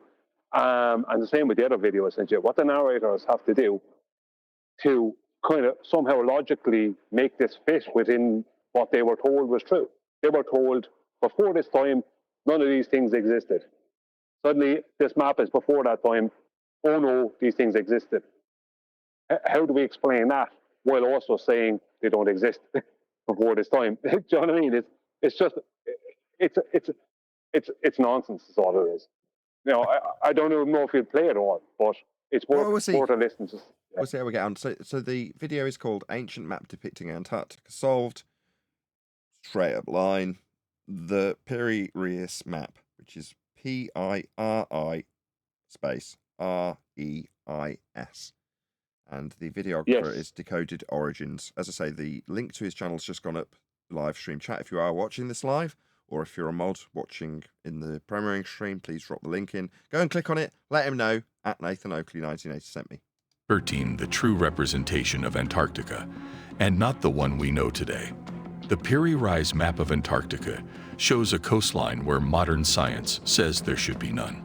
The Piri-Reis map is one of the earliest known. So there we go. We're already into the use of these words that shouldn't be applied. Modern science. Sorry, where is this? Is this mapping? It's mapping, right? Sorry, why would modern science, that's a methodology for establishing cause and effect, be in the vaguest bit interested in cartography? It's a category error. But apparently now the audience is led to the belief that science has got a problem with cartography, because that's what he's just said, isn't it? We're only 15 seconds in. world maps composed outside. Useful, though, isn't it, that we were discussing literally the virtues of knowing what science is, therefore seeing through the nonsense immediately, within 15 seconds in this case. It doesn't benefit us to prove a flat Earth.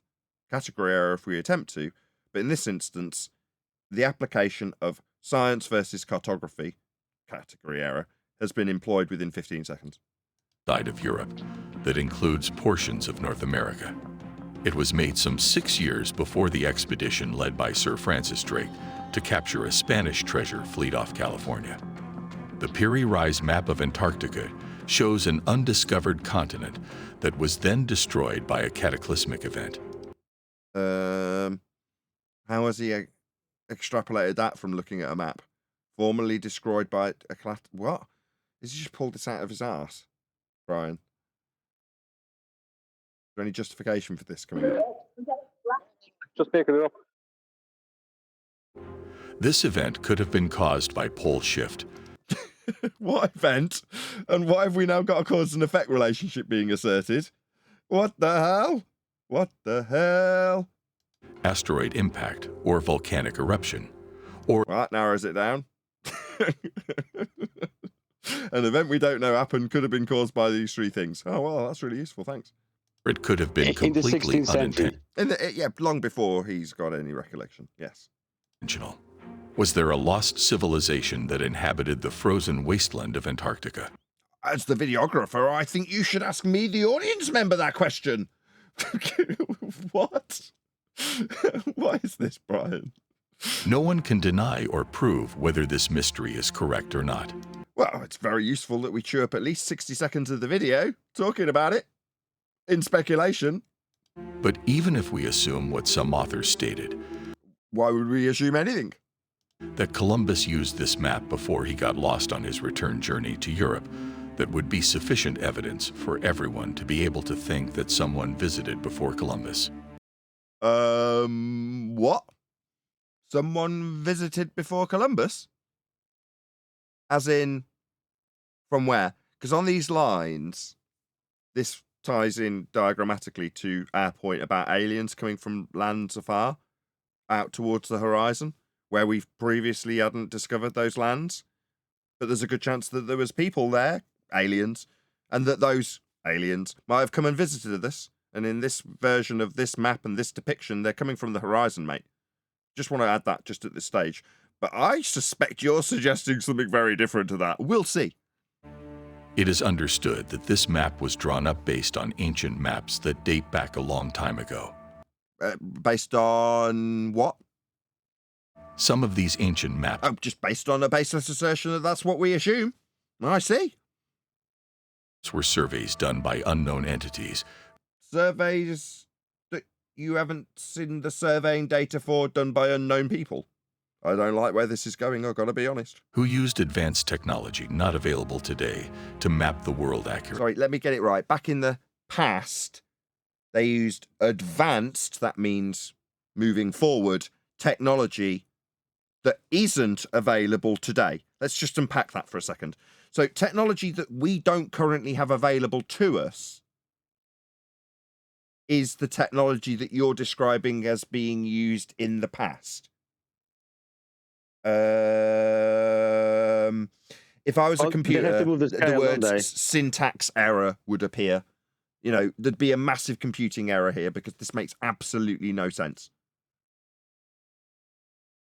Go ahead. Yeah, these maps depicting areas not covered with snow in the 16th century cannot be depicting that area because no cataclysm happened ever since. That's why they are pushing the dates to prior to that. So this information only must have come from prior other civilizations. Yeah, what it sounds like they're saying is the maps that haven't been made yet were based on maps that didn't exist at the time we were making the maps, because advanced technology people developed maps that we were working with that were developed with technology that didn't exist yet. That is, so far, if I am not mistaken, the claim on the table by this numpty. Am I wrong? Am I missing something? The advanced technology maps of the past that didn't exist yet are helping people chart maps that do exist when they're making them. That's the argument, as I understand it. Accurately. Who made the original reference to a society in That would be the original reference that doesn't exist yet, that's been developed by the advanced technology that hasn't been made yet. Who made that? What a question. Antarctica. Or is it still a mystery? Ancient maps somehow show the correct shape of the continents, including Antarctica, which was covered with more than 2 miles of ice, without the use of technology we have today. How can this be possible? So you're It saying doesn't now show that ice on the maps, though. We do have maps that predate the assumptions that you're making about the current maps, and therefore, because we have maps that do predate those maps, you're questioning how we could possibly have that. They just made those maps before the ones that you're leaning on from Columbus or wherever. I don't get what the complication is. Why would that be in any way we just discovered some older maps. What's the problem? Brian, what's the problem? Why have we got to have aliens and advanced technology that isn't invented yet, creating maps that don't exist yet in the past? Why is this a problem that he feels the need to overcome? I'm totally lost. I follow what he said, but I'm still totally lost about the purpose of this. Well, it's like he's adding in what he needs to add in to make it fit for himself in his own paradigm and what he's told was real. What am I missing? What he has to do. What in the paradigm am I missing that facilitates the need to do this? Because that's the bit I've missed. Why does he need to do this? What part of his paradigm facilitates him needing technology from the future making maps in the past before they've been invented for map or world charting discoverers, explorers to be using before they've used them? What possible reason could you want to need this, as you put it? Why does he need this?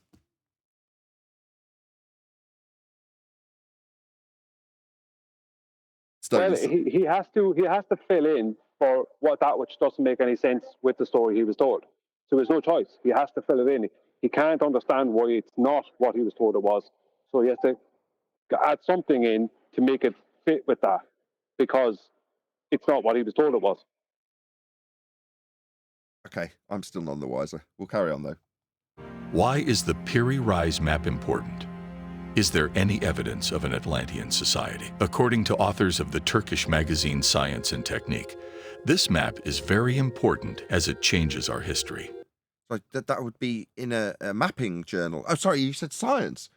I'm a bit confused as to why this would be in a science journal. Shouldn't it be in Cartography Monthly? It proves that at least parts of Antarctica proves what, like with science and that? No, it does not. Were mapped when it was free of ice, which means someone when it was free of, when was it free of ice? Explored Earth, Antarctica, and mapped it before it got covered by ice. Sorry, when did it get covered by ice? How do we know it's covered by ice? Has it all been charted as being covered with ice? Have we all got men living on the ice that is definitely there? Why is any of this taken as read when we don't know this? How is this acceptable? If you've got a globe, Faith, and you put a globe image in, I would estimate that nobody will have any objection to any of this spewed garbage. Yeah? Nathan, maybe some people remember it froze over and some people don't. Mandela. This map is proof that there must have existed an ancient civilization with advanced technology. Or that there were just people around that were mapping stuff. Who was able to explore Earth, which... Yeah, they explored Earth and mapped it. Yeah, that's it. That is the end of the conclusion. Means our history may need to be rewritten. Oh, your bullshit history, perhaps globe-related, might be wrong as a result of knowing with the latitude positions on this map, which pretty much looks like that's what's being plotted on this. Am I wrong? The epic Samsung Galaxy S24. Indeedy.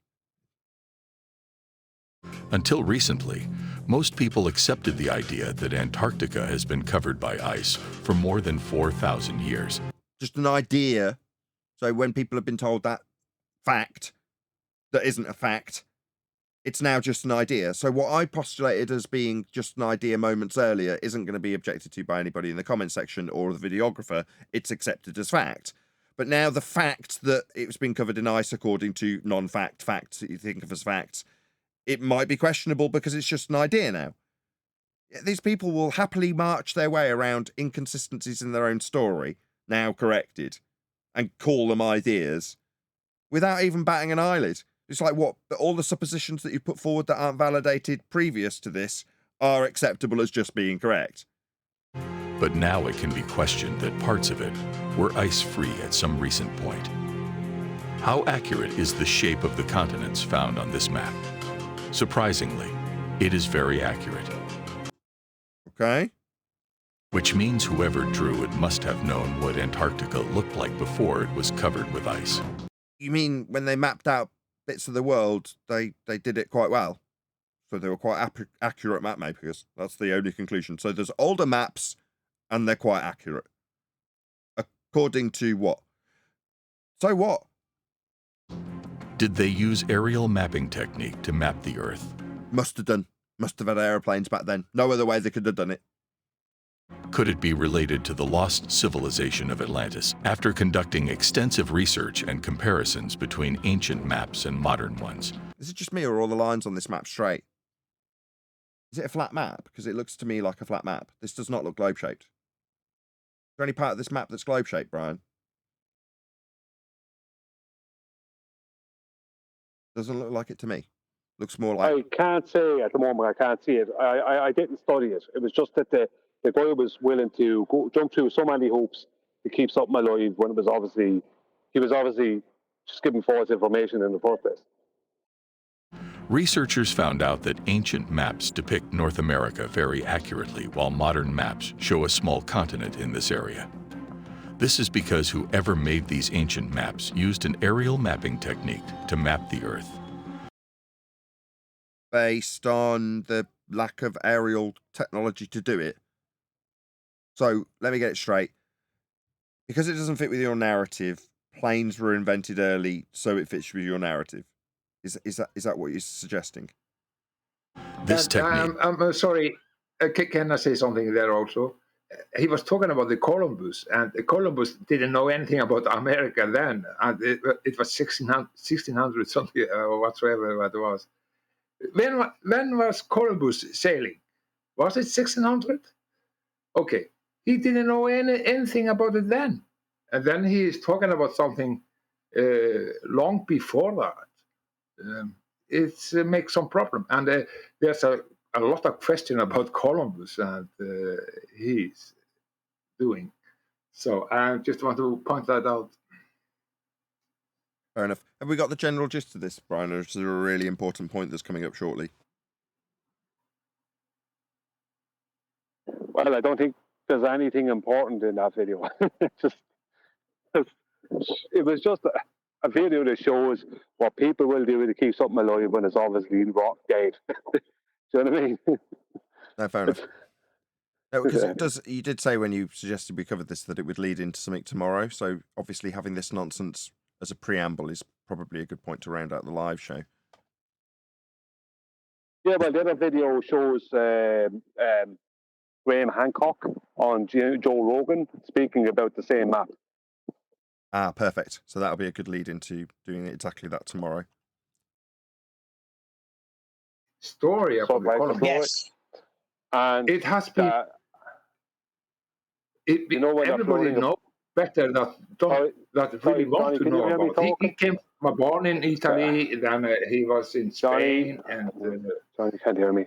Johnny, Brian's talking. I didn't hear you. It's just the two lines have just connected together, and there's two separate conversations going on. It was some delay there. Sorry.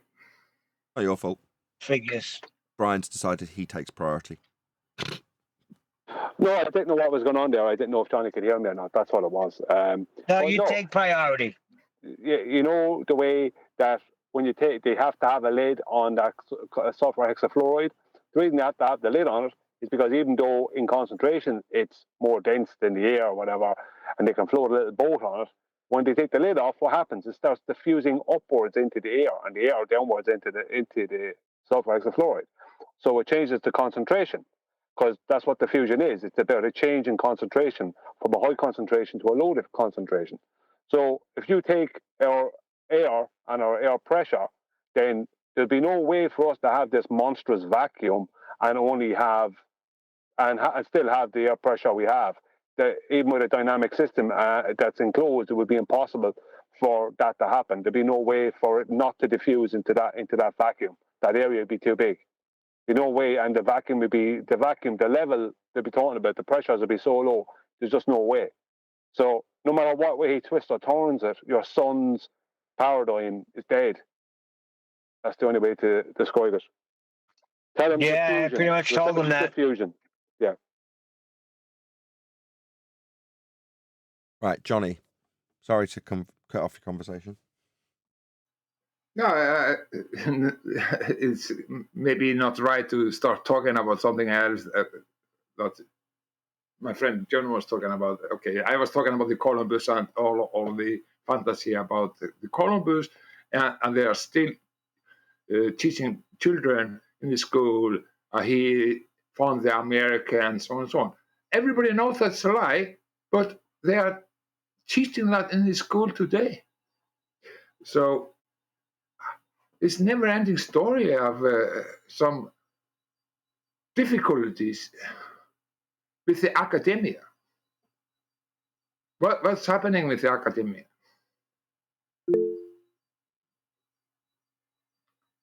I don't know. They're keeping the brainwash paradigm going. And the more people you indoctrinate in at a higher education level with astrophysics, the more that will continue to permeate its way into the lower education systems, right? Yeah, but they know better. They really know better. So there's no excuse. Yeah. I agree with Johnny. No excuse.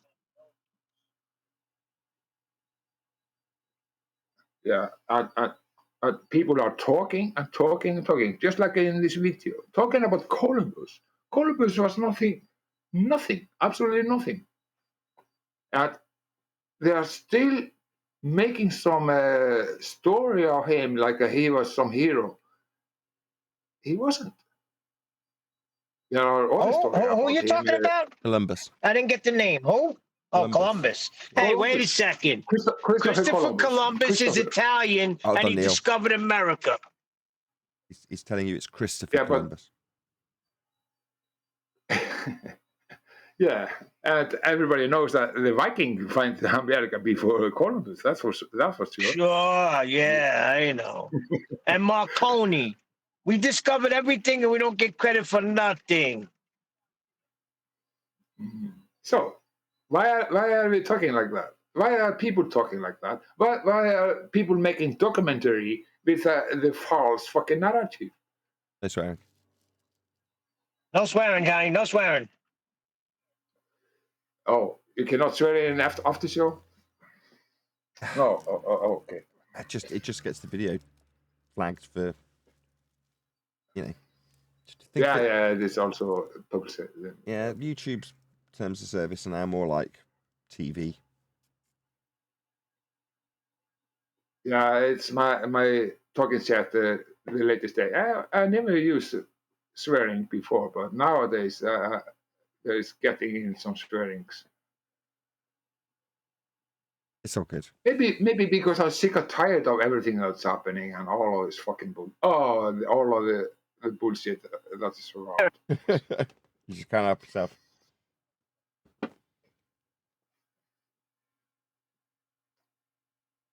So what's been going on last week? Anything exciting?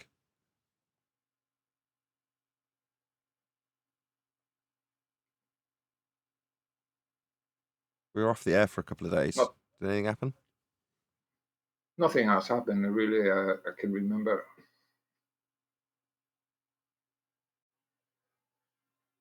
I was battling like crazy to get loads of videos out, which I've now done. I'm sure there's a little bit left on the bone of that AMA. So, if needs must, I'll edit a few more out.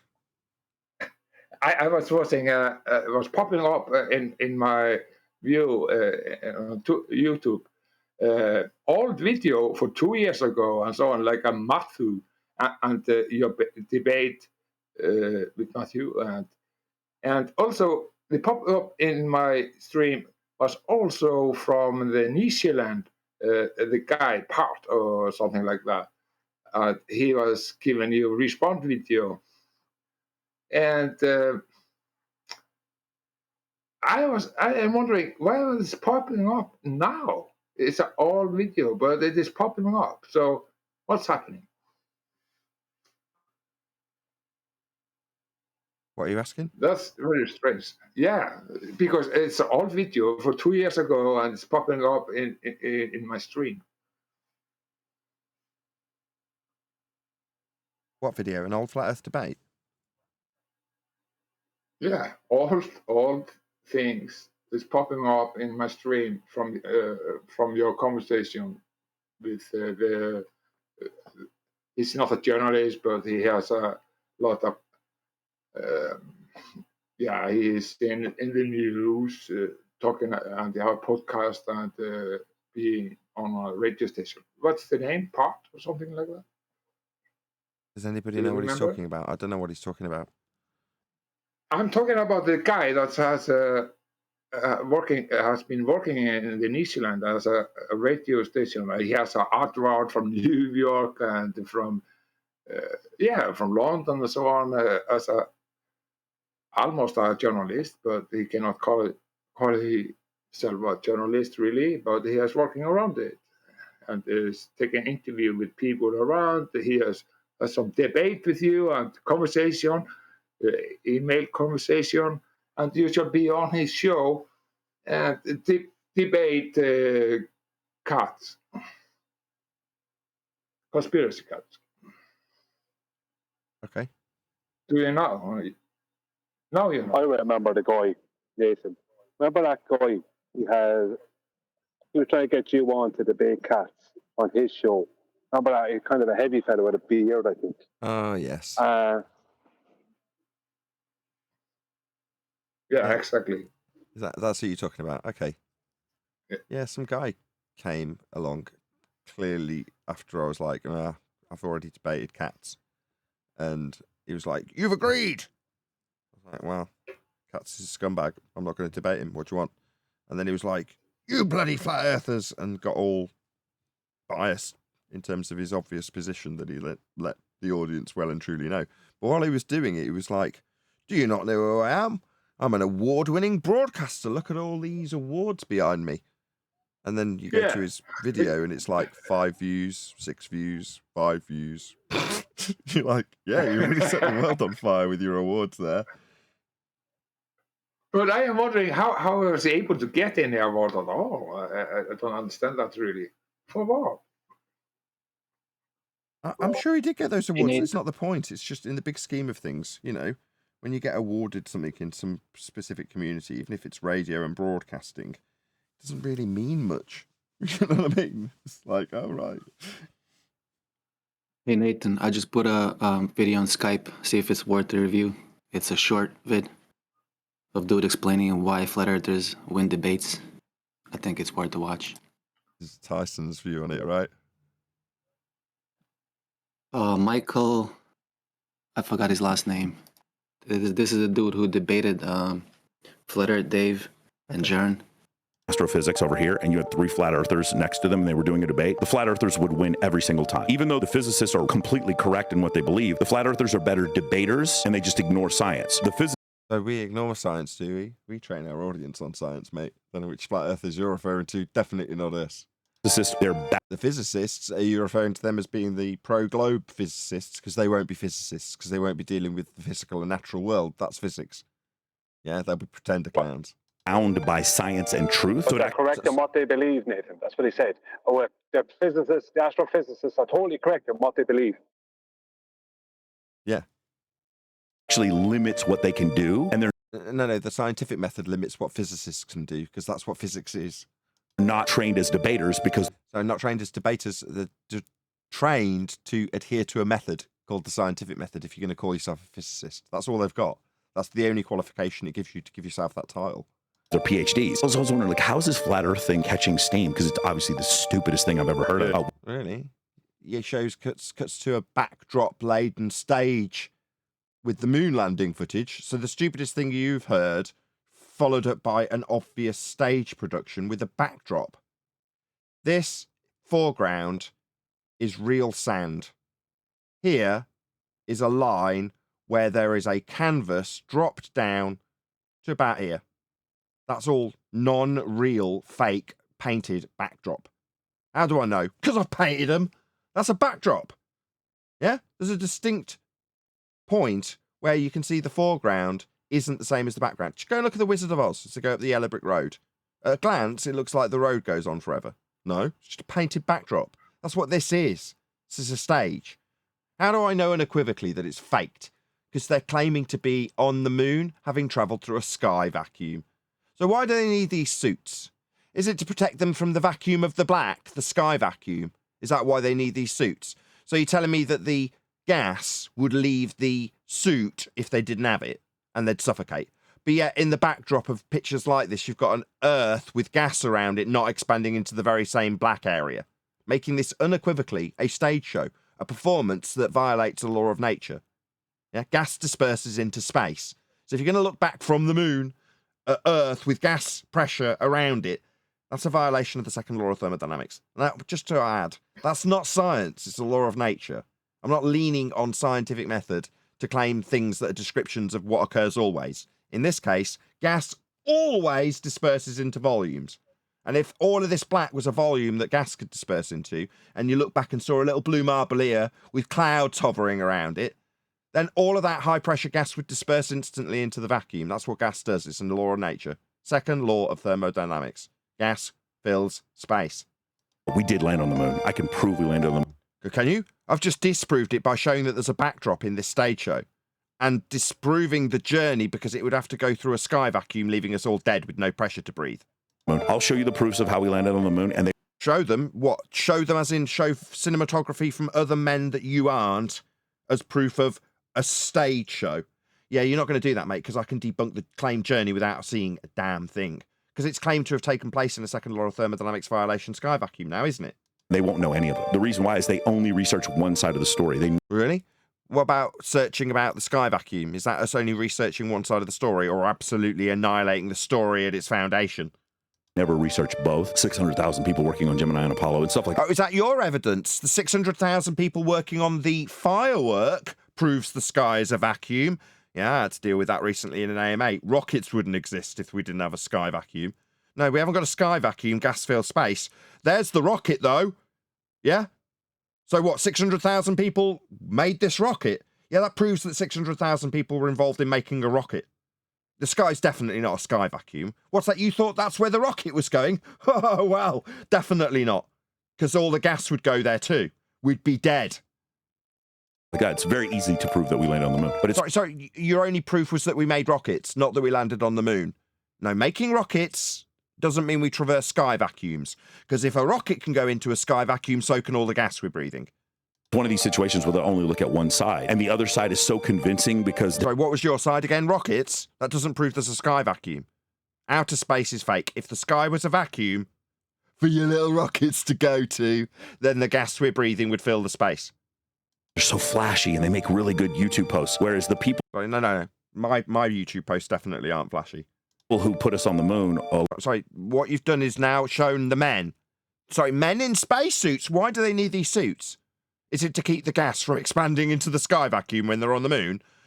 But what about the Earth behind them? Alleged to be behind them. Does that have high-pressure gas? What's its spacesuit? To stop all the high-pressure gas expanding into the vacuum. So the men need spacesuits to keep the gas pressure inside containment, but the Earth behind them doesn't. Yeah, that's a violation of natural law. This definitely doesn't. Showing men who lie. All of these scumbags are deceitful craps. They're all liars. All of them. Passed away, and they're PhDs. They're not there to debate. If you had... Very good. They're PhDs, so they're not there to debate. If you're a PhD,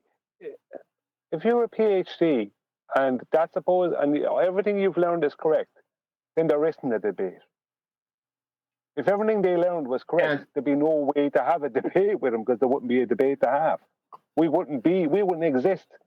It's not as if we just deny things that they were taught and they were taught real things. We don't deny real things. We deny things that there was no evidence for being real. And I will just say, Clopas, they love Newton, and but it's not good for them to listen to Newton's third law. For every action, there is an equal and opposite reaction. Therefore, you cannot have a rocket in a vacuum that's not giving you any reaction. That's just a killing point. That's just so it is. Just want to point out also. Sorry, John. I thought you were finished. Didn't mean to step on you. No, I'm finished. I'm finished. Okay. All right, thanks. What you'll find is most of the big mouths on that side don't know what they're talking about. The more quietly spoken types, like the what's the guy, Sean Carroll, those kind of types, they speak quietly and softly and subtly. They know what they're talking about when it comes to heliocentrism. But most of the rest of them don't have a clue.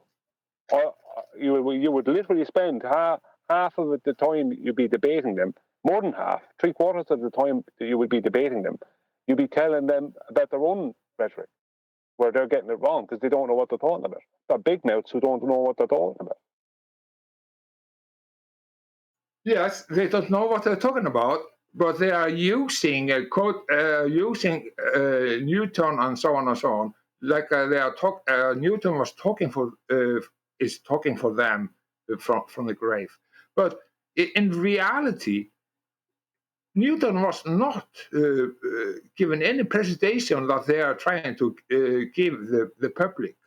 That is not true. He said, "I don't believe this. There is some wrong. Something is wrong here," and he was right about many things. And he's also right about the third.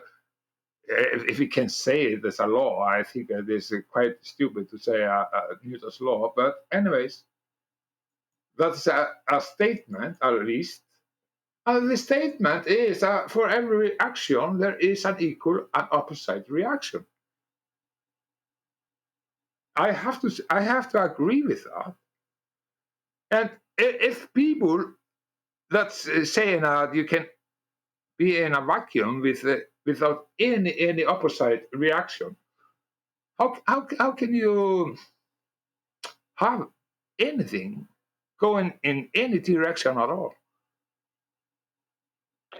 Yeah, well, you can't have the vacuum because what they're claiming, not only is it a violation of, not only does their heliocentric claims violate the first and second law and the third law of thermodynamics, if you I'm talking about the third law. But the problem is that they violate vacuum. Because in reality, what is a vacuum? It's always just a low pressure area.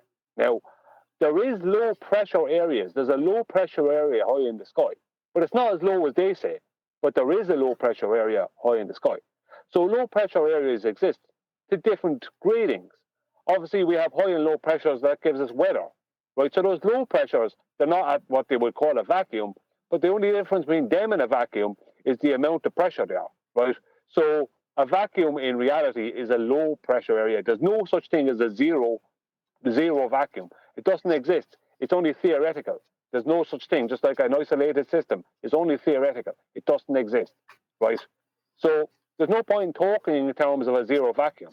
But what they're talking about is a vacuum that's 10 to the minus 17 torr, which is phenomenally low, and a gas pressure around the globe that sits next to that without any solid barrier between the two. Now, that it's not just the gas pressure that they're talking about that needs a container, but temperature, they also have temperature within their paradigm that doesn't have a container, and they also have a vacuum without a container. Now, how can you have a vacuum without a container when you require a container to create a vacuum? You can't have a vacuum without a container because you can't have a vacuum, what we would call a vacuum, without gas pressure to begin with. You need gas pressure to begin with before you can even create a vacuum. So how can you have a vacuum without a container? You can't. Okay, listen. also, just like I said in the beginning, there is, okay, you say there is no perfect vacuum, but it's so low, it will never give you any opposite and even reaction. That we don't have to say anything more on that. Yeah, Keep on. I'm not saying it would. I'm not even. My point being is that their own claim, their own heliocentric claim, debunks their own heliocentric claim, because you have a vacuum, right? You need a container to create that vacuum. Whereas they're claiming a vacuum without a container. Now, that means it's a violation of vacuum, and that can't be done. So their own claim of a vacuum violates them having a vacuum, because they're claiming there's no container. It's so stupid. Yeah, then you need a two container, one for the vacuum and one for the pressure resistor that we are living in. Okay. Well, they need one container for the gas pressure, the temperature, and the vacuum. You can't have any of them. Like you can't they need one container for all three. They're not claiming a container for any. So they're violating gas pressure, they're violating temperature, and they're violating vacuum within their claims. Because their own heliocentric claim of a vacuum is in violation of vacuum. Yeah, it's violation of everything that we know of reality in the material world, at least, and absolute the second law of thermodynamics. So it's absolutely they have nothing. We are talking about very, very stupid things. It's just like we are talking with people that has nothing in the brain. But we know better. They are not stupid. What is happening? Well, people are. How can obviously? Well, there's obviously the people. People are naive. People don't. You don't, Johnny. You wouldn't want to believe if me and you were friends, and someone told you that I robbed 20 euros from you. You wouldn't want to believe that I did that because we're friends, right? People don't want to believe that they've been lied to or they've been scammed. They just don't, and they'll do their best to not believe that. And that's the problem. It's a pride thing. That's, I think, the main thing with the ballers is they have all this pride that they don't want to believe that they can be scammed. When the longer they stay in it, the more they're being scammed. I stopped being scammed 9 years ago. Okay, then it's about psychological issues. It has nothing to do with to be naive or stupid or whatsoever. It's a psychological. But how can I be so strong? Well, they want to know why would they lie? That's what they want to know. I mean, who cares why they would lie? It's obviously a lie. Do you know what I mean? Who cares why they did it? Well, why they told lies? Why they tell lies today? Who cares? They have and they do and they did. That's it. You know what I mean? It doesn't matter why they did it. Well, yeah, but you are saying that people will not believe that. They just want it some other ways. They want to be everything is fine and like it is, like they want it to be. So they are just living the life they want it to be, not what it is. Yeah, well, people want fantastical things.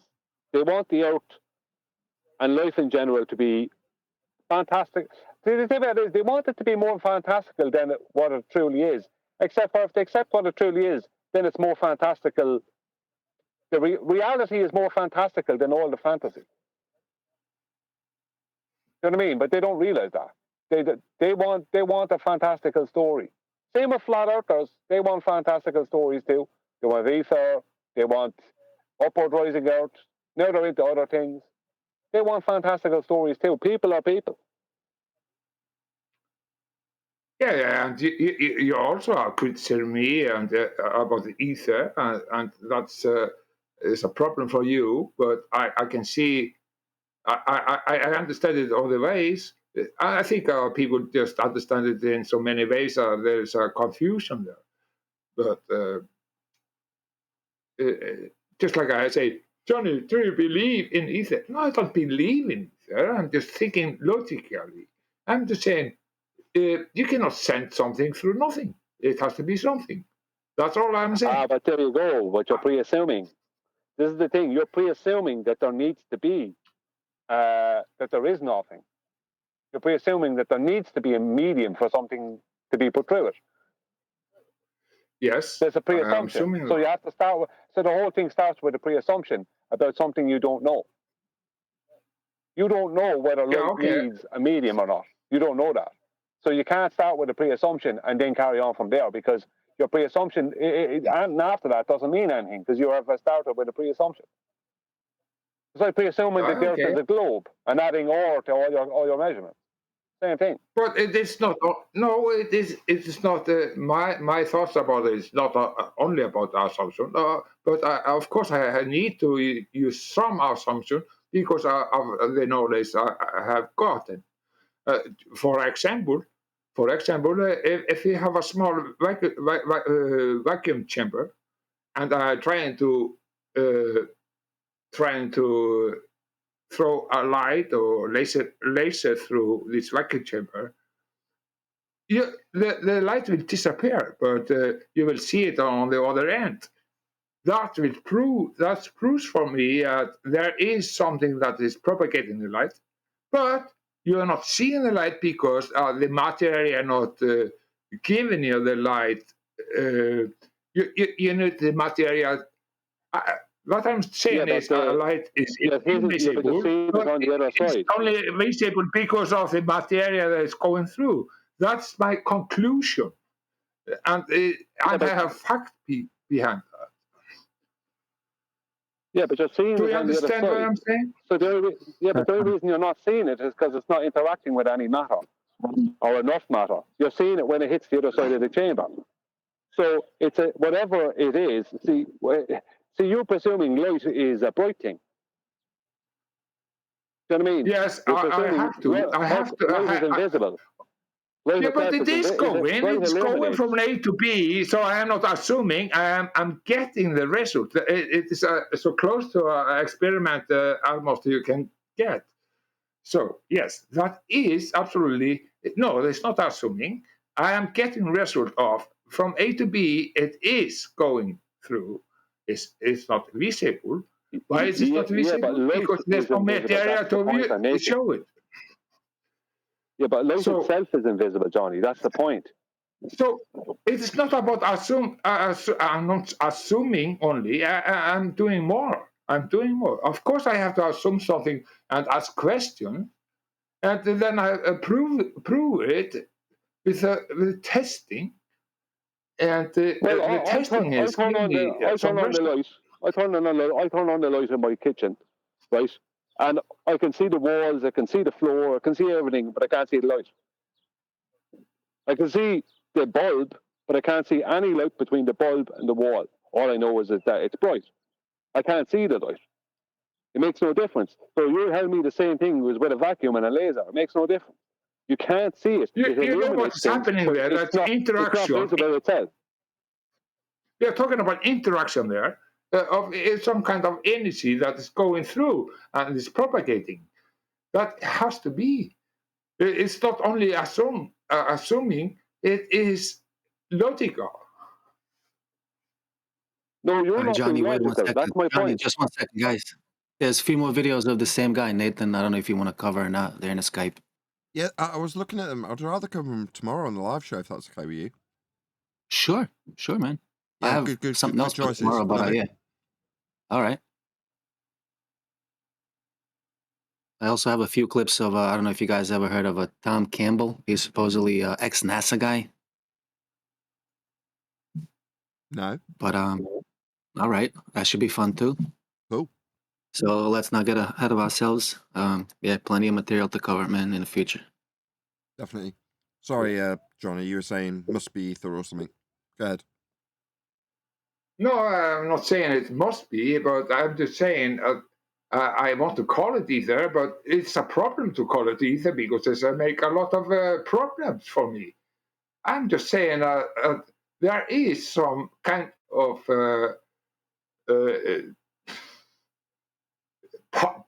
like a point, like maybe electric function whatsoever. I'm just saying there is some. Can I say background medium that is given the ability to let light flow through, traveling through, or propagating? Yes, it has to be because it is going through.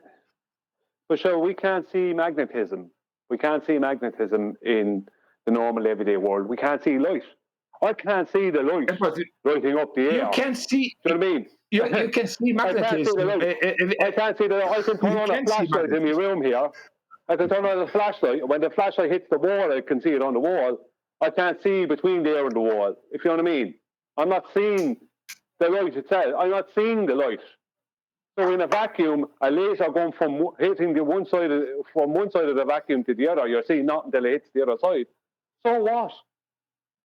You can't see light anyway. So what's wrong with you? We can't see light, and you're trying to say it's going through a magic medium. No, we just can't see it. What are you agreeing against me about? Really? I'm not. What's your standpoint? Pointing out things. What? I'm pointing out that you can't see. Are you saying a light is not propagating? Is that what you're saying? I'm saying we can't see light to say what it is or isn't doing in that way. We can't see it. I say that also. Light is invisible. Yes, it has to have interaction with the material. Yes, so we agree about that. If it's invisible, how do you know what it's doing? Between you, when you turn on your flashlight and it hits the wall, you don't know what it's doing. All you know is that it's interacting with the wall. That's all you know. You don't know. You're trying to say it's going to a medium, right? You're saying it has a medium it's going through when you can't even see what the thing is. So you can't say it's doing anything. You can't see it. Everything. Okay, I will answer you. Everything I know in nature has to have something to propagate through, just like the ocean or whatsoever. We take for example. It has to be. There is nothing. Nothing is not reality in our physical world. You're false, bro. So we have to really understand. What are you saying I am wrong about? Well, I finally caught up with your synapses. No, okay. No, you're a new boss. You're not the same. I was not talking with you in the beginning. Johnny, shut up for a little while. Let somebody answer you. It's okay. It's okay when somebody interjects a little bit to yield. It is okay. Not a big deal. Okay, it's okay. Okay. What's your name? So go ahead and be quiet. Go ahead and be quiet. It doesn't matter. Just go ahead and be quiet. Give me your name and be quiet so I can talk, bro. Just give me your name and my name is Be Quiet. My name is Be Quiet. B.Quiet. That's my name. Oh, don't wear it out. Oh, that's a terrible name. Sorry. No, but seriously, go ahead, AI. Just give him a second. Okay, so all things that require a propagative medium do require a propagative medium. However, all things to travel do not require a propagative medium. For example, a bullet. When I fire off a bullet, it's shot out of the barrel and travels from point A to point B because it has energy and momentum and a direction. It doesn't require a medium to travel through. It could operate in a vacuum. So you're wrong. What? No. That's crazy. You're telling me that ballistics is crazy. That's your claim? Ballistic. What is ballistic in a vacuum? What is the stability there? You don't comprehend that a thing can move without a medium, as long as it has energy. Stability is about? What? How is it stability? What? Stability. Dude, if you fired a ballistic round in a vacuum, there'd be no stability because there'd be no medium to impede its movement. It'd actually be the most stable. you're saying it will just go straight and it will be more stable because of the vacuum. No, he's saying you don't need a medium for everything. Your case is that everything requires a medium, and he's giving you an example that doesn't. Yeah, but I think I'm right about that. And the story about the vacuum is not natural. That's not happening in a natural. It's like a black swan. If your argument is that even though we don't experience or can show or demonstrate a medium for light to traverse, it must traverse a medium because all things that travel traverse mediums. Well, you only need one black swan, that's a circumstance where you're not traversing a medium, to debunk your premise that leads you to beg the question that there is a medium that you can't demonstrate. The only justification is that, according to you, we must have a medium for all things to travel in all circumstances. Black swan, in this instance, is to show one exception to that, which debunks the whole premise. And that premise is only a foundation for you to build a belief on about a medium, just so we're clear. Yeah, but it's not about the belief. It is about the testing and testing to send the laser light through the vacuum chamber. We can see how it will disappear but come out of the other side. So it's propagating, but it's disappearing because of lack of material. That's my point. No, dude, you keep saying the word propagating. Okay, propagating is a particular type of motion. Yeah, but it is I explained to you. Going out from the other side. Dude, that's great. Right. So I could just as easily say that light is a microscopic, energetic ballistic projectile that can travel through a vacuum based on its vector, energy, and momenta. There you go. You know how I would prove it? Hold on. You know how I would prove it? By shining a laser through a vacuum tube and seeing the laser on the other side. That would prove my premise. Yeah, they are driving our own energy, and they are driving our own energy, and therefore it can just go anywhere without anything. The main problem, Johnny, is that we know why there's inference by you that light propagates, and AI is right. As soon as you say propagation, it infers a particular type of movement through a medium, specifically. Well, your inference comes from a misapprehension of how light behaves when you describe the diffraction of light with a wave function, also giving you the derivations that give you all of your wavelengths of light. But that doesn't mean light's a wave. But understanding the journey of misapprehension can obviously lead us to a very affirmative position when we say, no, that is definitely not the case, and then start at your foundation, which is because all things need a medium to traverse, light will also need a medium. And because we can't see it, there must be a background medium that we can't see. That's your logic thus far. And we are talking about the wavelength because of the material that's going through, but the light itself is absolutely going straight. Johnny, and, very straight. Johnny, you know the laser they use, you know the lasers, what a laser is, right? The stronger the laser, the more concentrated it is, the more power it needs to make it happen, right? It's concentrated light.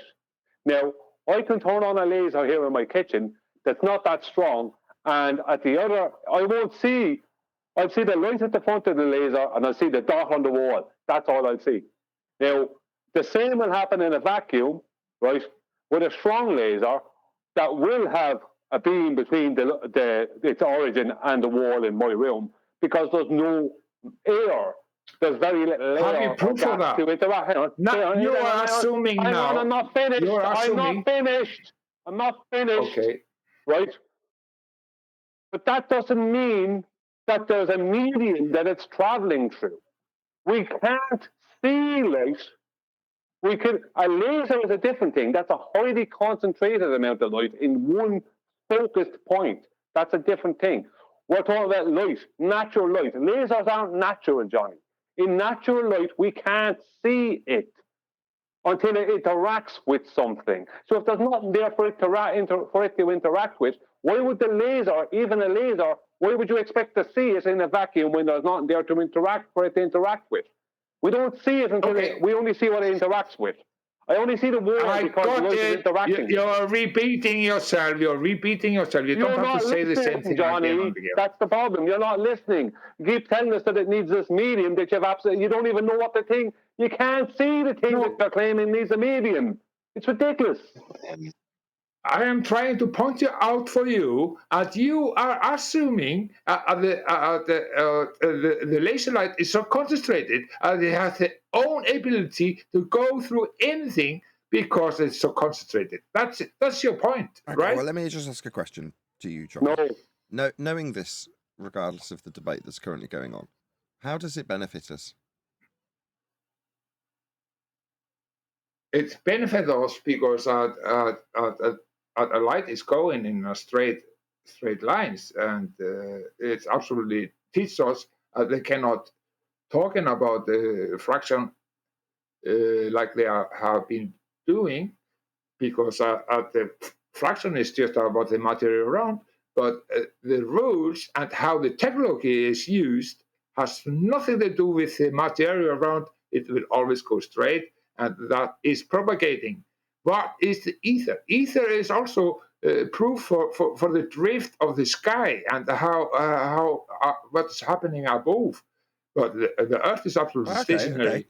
But okay, so just to repeat my question, because you were completely non-responsive, how does this benefit us?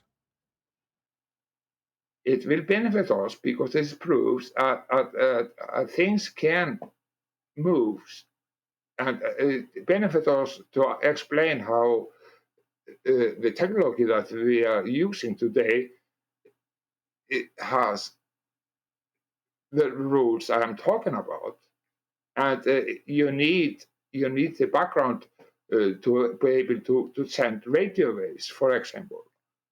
That's just that. Okay, But they will give us benefit.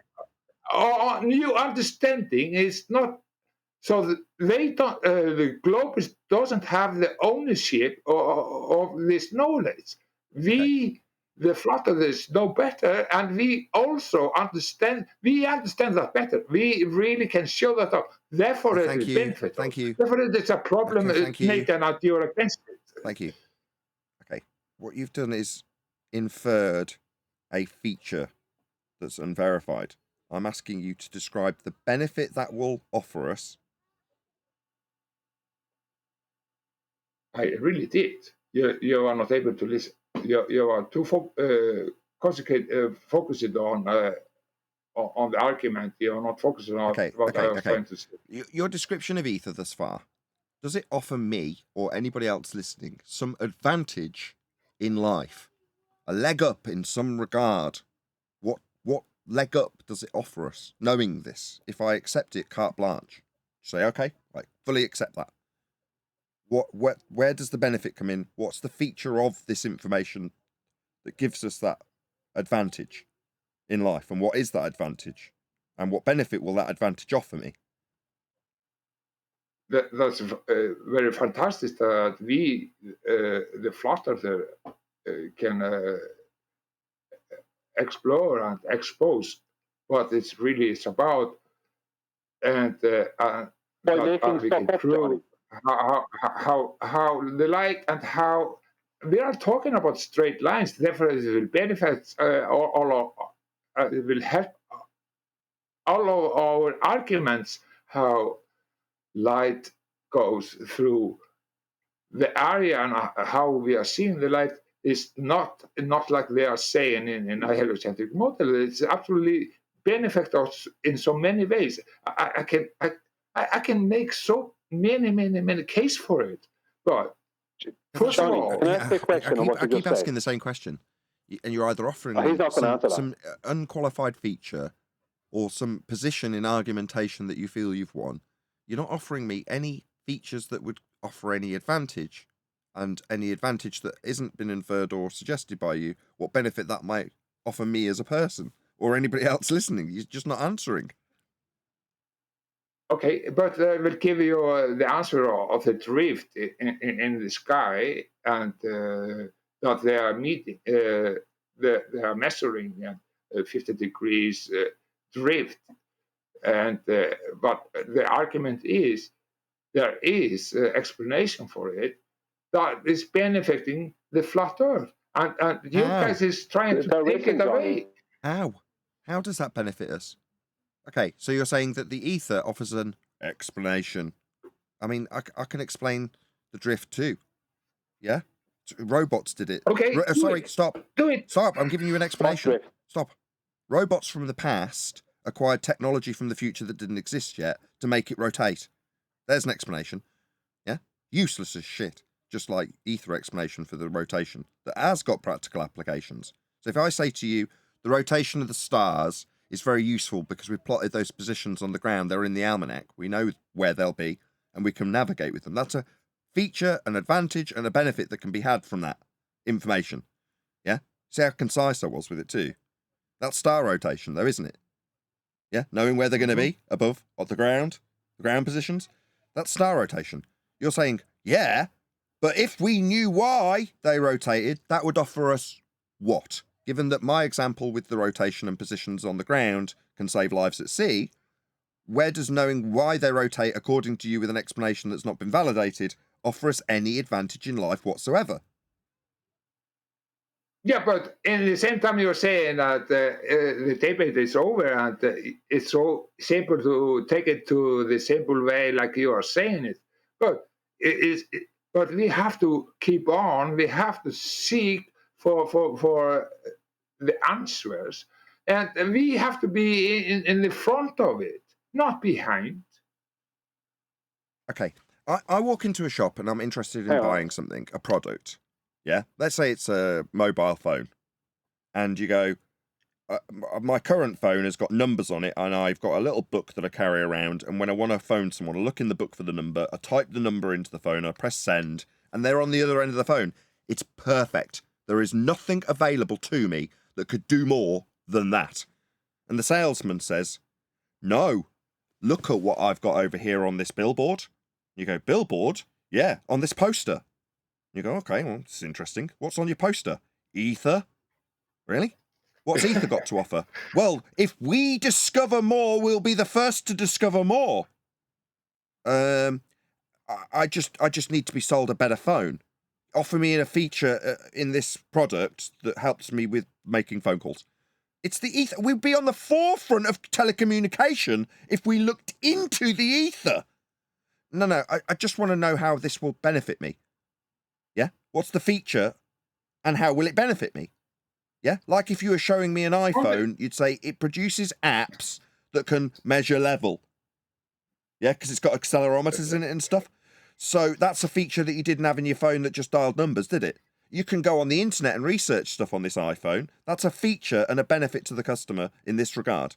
Now I'm asking you, sell me ether based on its advantages over another product. Yeah? Now you're saying the other product is star rotation and the explanation will benefit me because we'll be on the cutting edge. I don't want to be on the cutting edge. I want to know how the world works, like implicitly with proof. But your only sales pitch is, we'll be on the cutting edge of knowing. Aren't you supposed to be telling me we already know? Isn't it already ether that's causing the star rotation? And your only justification for the benefit of knowing this information is that we'll be on the forefront of finding out this information that you're telling me is true. So it's not been proven. It isn't true. It doesn't have any benefit. There's no point in me looking into it. But the best sales pitch you can give me is it might benefit me because I'll be on the forefront. Of what? You're negative. You're negative. You're negative. I can tell you how negative you are. First of all, I don't want to hear how negative I am. I just want to be sold a phone. I don't need to be told I'm being negative. Stop. I'm just walking into a phone shop asking for a phone, and I want to be told how much better the one that I might part with money is going to be. And if I'm going to part with my money, in this case time, to listen to it, I don't want to be told how negative I am. What, because I haven't bought your crap on your poster? I'm just not buying your crap. That doesn't make me negative. No. You, sir, are very negative in terms of the proof you're offering for your garbage. I want to tell you mate, why. Stop. You have to give me a chance. Johnny, you've insulted me. You've called me negative. No, I'm not being negative. You aren't providing positive proof for your crap, and your crap offers me nothing. Zero. Nada. It doesn't offer me any advantage. But yet you telling me that I'm being negative because I don't want to be on the cutting edge of ether discovery. No advantage to discovering ether, by the way. If I am on the cutting edge, what advantage will it put me in? What's the benefit of being on the cutting edge of ether discovery? I assure you there won't be one. But I'm supposed to be negative because I don't want to be on the cutting edge of this belief system that hasn't been proven, but you already have proven it because it's the star rotation. But if I listen to your garbage and listen to your sales pitch and buy into your garbage and spend time on your garbage, I potentially, if I'm lucky, could be on the cutting edge of ether discovery. That's wonderful.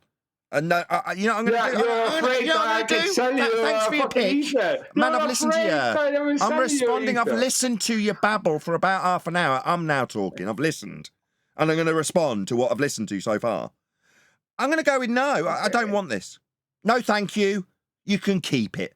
Is it going to be? I'm still talking. Can you shut your mouth? I'm still talking. I listened to you prolonged waffle about this crap. Now I'm talking. Thank you. I'll try again. Yeah, I've listened to your pitch. I've asked you what it offers. I've asked for benefits and features that it doesn't seem to have. And all I'm being told at the end of your pitch is I'm negative. If there's a cutting edge to be on, you can be on it, Johnny. You be my... I'm going to go with no, I don't want any part of this because it sounds utterly garbage and offers me nothing. But what's that? I'm negative for not wanting to be on the cutting edge of it. Oh, that's all right. Oh, be my guest. You can be on the cutting edge of this, offering us nothing garbage. You can be at the top of that tree, my friend, and they will crown you king of it. What's that? Why don't I want to be crowned king of this cutting edge garbage that offers me nothing? Oh, because it's garbage and it offers me nothing, Johnny. So thank you for your time telling me. I saw that as a colossal waste of my time. I feel like you now owe me for wasting my time. It didn't offer me any advantage. There was no benefit to this nonsense. So thank you for wasting my time. Now I'd prefer that I just get to the end of my sentences without you telling me I'm negative for not believing your garbage that might leave me on the cutting edge of garbage discovery that offers me no benefit. I thank you. I'm done now. It's like a never-ending story, Nathan. You don't have to talk so fucking long. Sorry for fucking. That's right. But what I wanted to say is, do you know what a fiber cable is? Fiber cable is a new technology that we didn't know about before. And it's about the light, how light is traveling. Yes. And what is a cable? Yes, that is a medium. That is something that is concentrated and hold it in. And they're using glass fibers. That's just a new technology. No, now you've enticed me. Fine. Finally got somewhere. So it's about a journey of discovery in regards to light, then. So there is a medium there. Just a yes or no. It was a closed question. It was a closed question.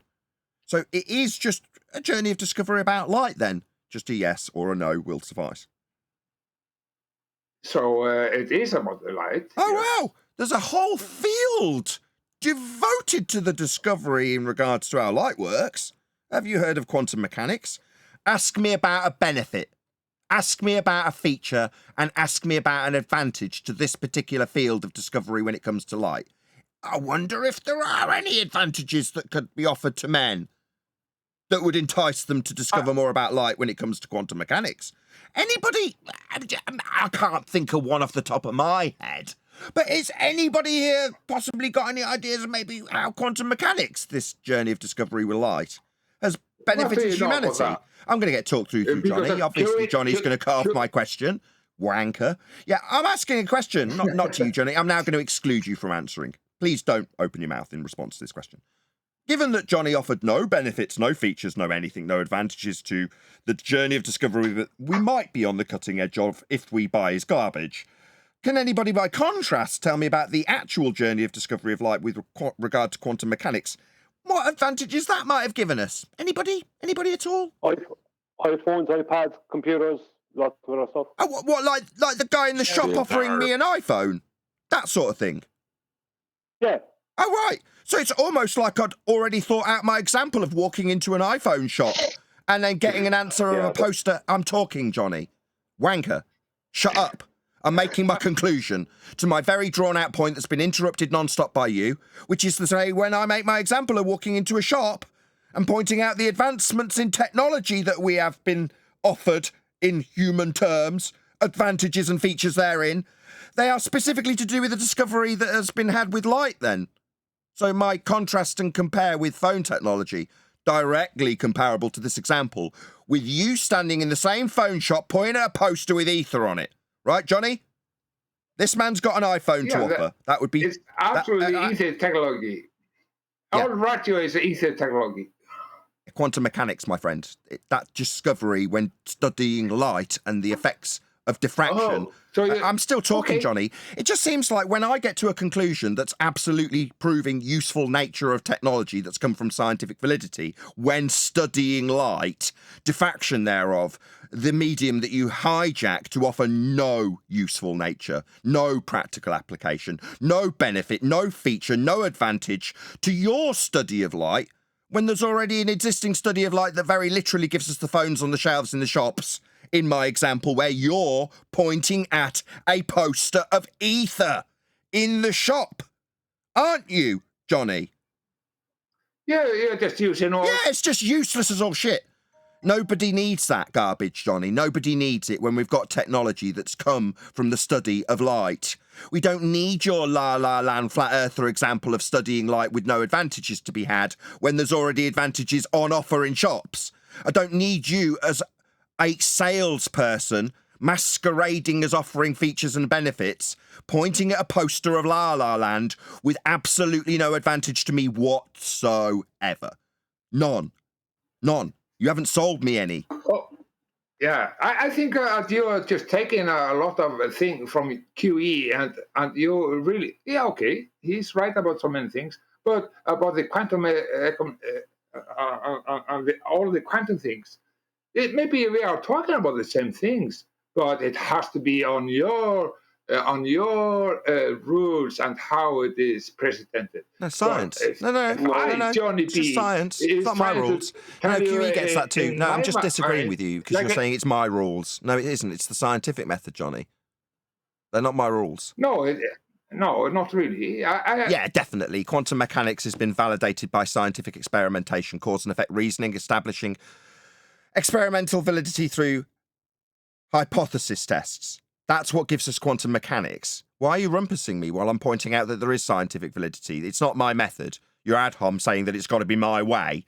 No, computers haven't come from adhering to Nathan's way, Johnny. Yeah? That's not true. I'm going to shut you down immediately and say, no, that's science. Not my way, as you objected. Okay. How did they do that? What is the experiment that you can give us as an example for that? Like, why? When I'm juxtaposing your garbage that has no experiment. You're not talking about Excuse me, I'm still in the middle of answering when you're talking straight through the middle of the answer after, 2 seconds of answering?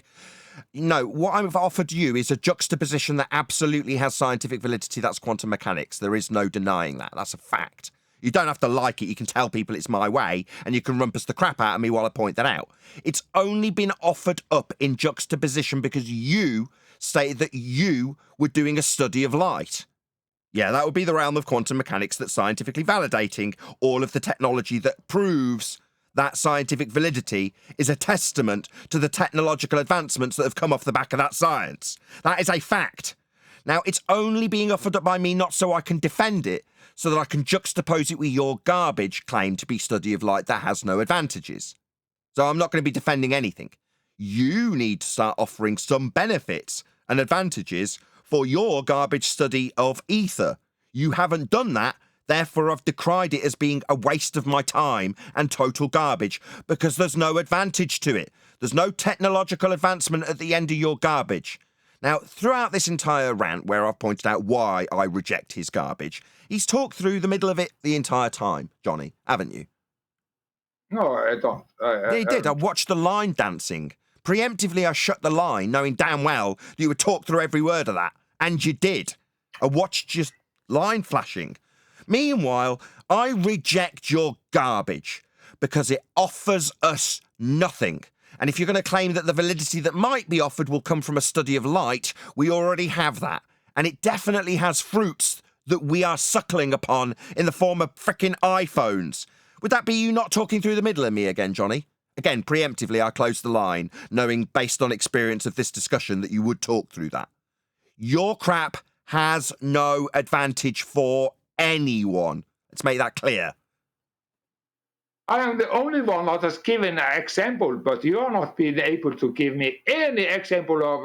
iPhones, pagers, computers, servers, all of these things use semiconductors. All of this has come off the back of quantum mechanics, scientific validity, cause and effect reasoning, hypothesis construction, and the actualization thereof. All Johnny is doing is decrying what I've already offered him and has been backed up by Brian because I put it out as a question which was answered by Brian. I said I didn't know or couldn't think of any technology, then offered it out to the audience. Yet you're going to lie about what I claimed. Now, I put it out to the audience and Brian put it forward so that it was obvious that it was common knowledge where this came from. But you're going to decry it as just being mine without evidence. I've evidenced the technology that's come off the back of the scientific validity. Yeah, you're just lying. I'm going to... Go ahead, Refracted. I was just going to say, it's funny that the information... It's funny the information age brought to us by quantum mechanics has allowed him to learn about the ether for him to deny quantum mechanics. Yeah. Yeah, I've given examples. You haven't. You're projecting your failures onto me, Johnny. Yeah, I'm just wondering why I'm muted. I'm trying to answer. And why... Because you're talking straight through the middle of me every single time I say anything. No, that's not true. So we're going to discuss the format. Your garbage ether offers nothing. It doesn't have any technologically advancements coming off the back of it. It doesn't offer us anything. And when asked, you've told us the only thing it offers is the potential to be on the cutting edge of discovery. Of what? Ether that's already proven for me to want to invest time in it? No. Garbage. Doesn't offer us anything.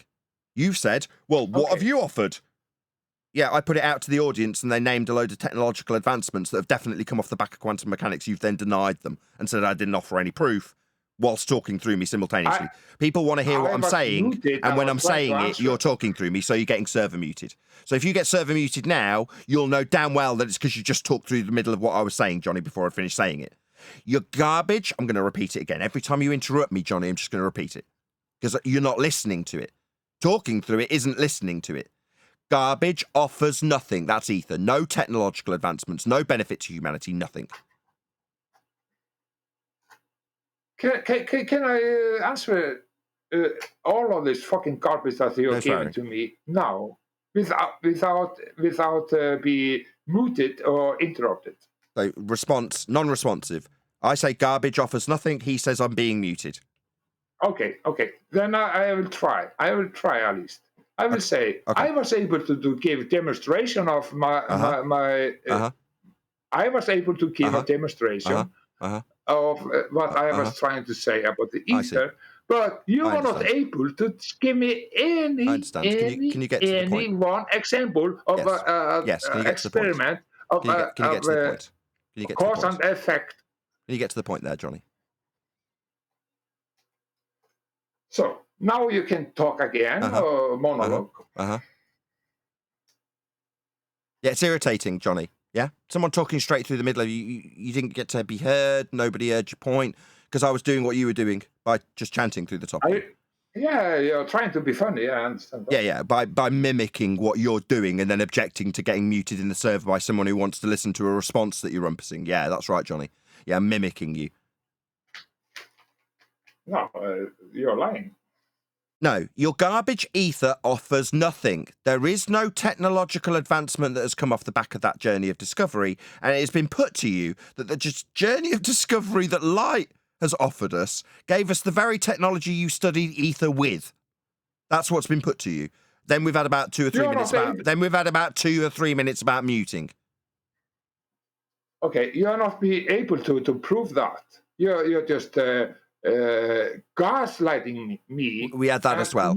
Yeah, we already had your baseless assertion that I've offered nothing. We already heard that and overcame it. And then you had an example of how you have studied the ether on the very technology that has proven my point. Now it's what? Second time's a charm, I'll rinse and repeat, you've offered nothing. Now that's the second time I've dealt with that.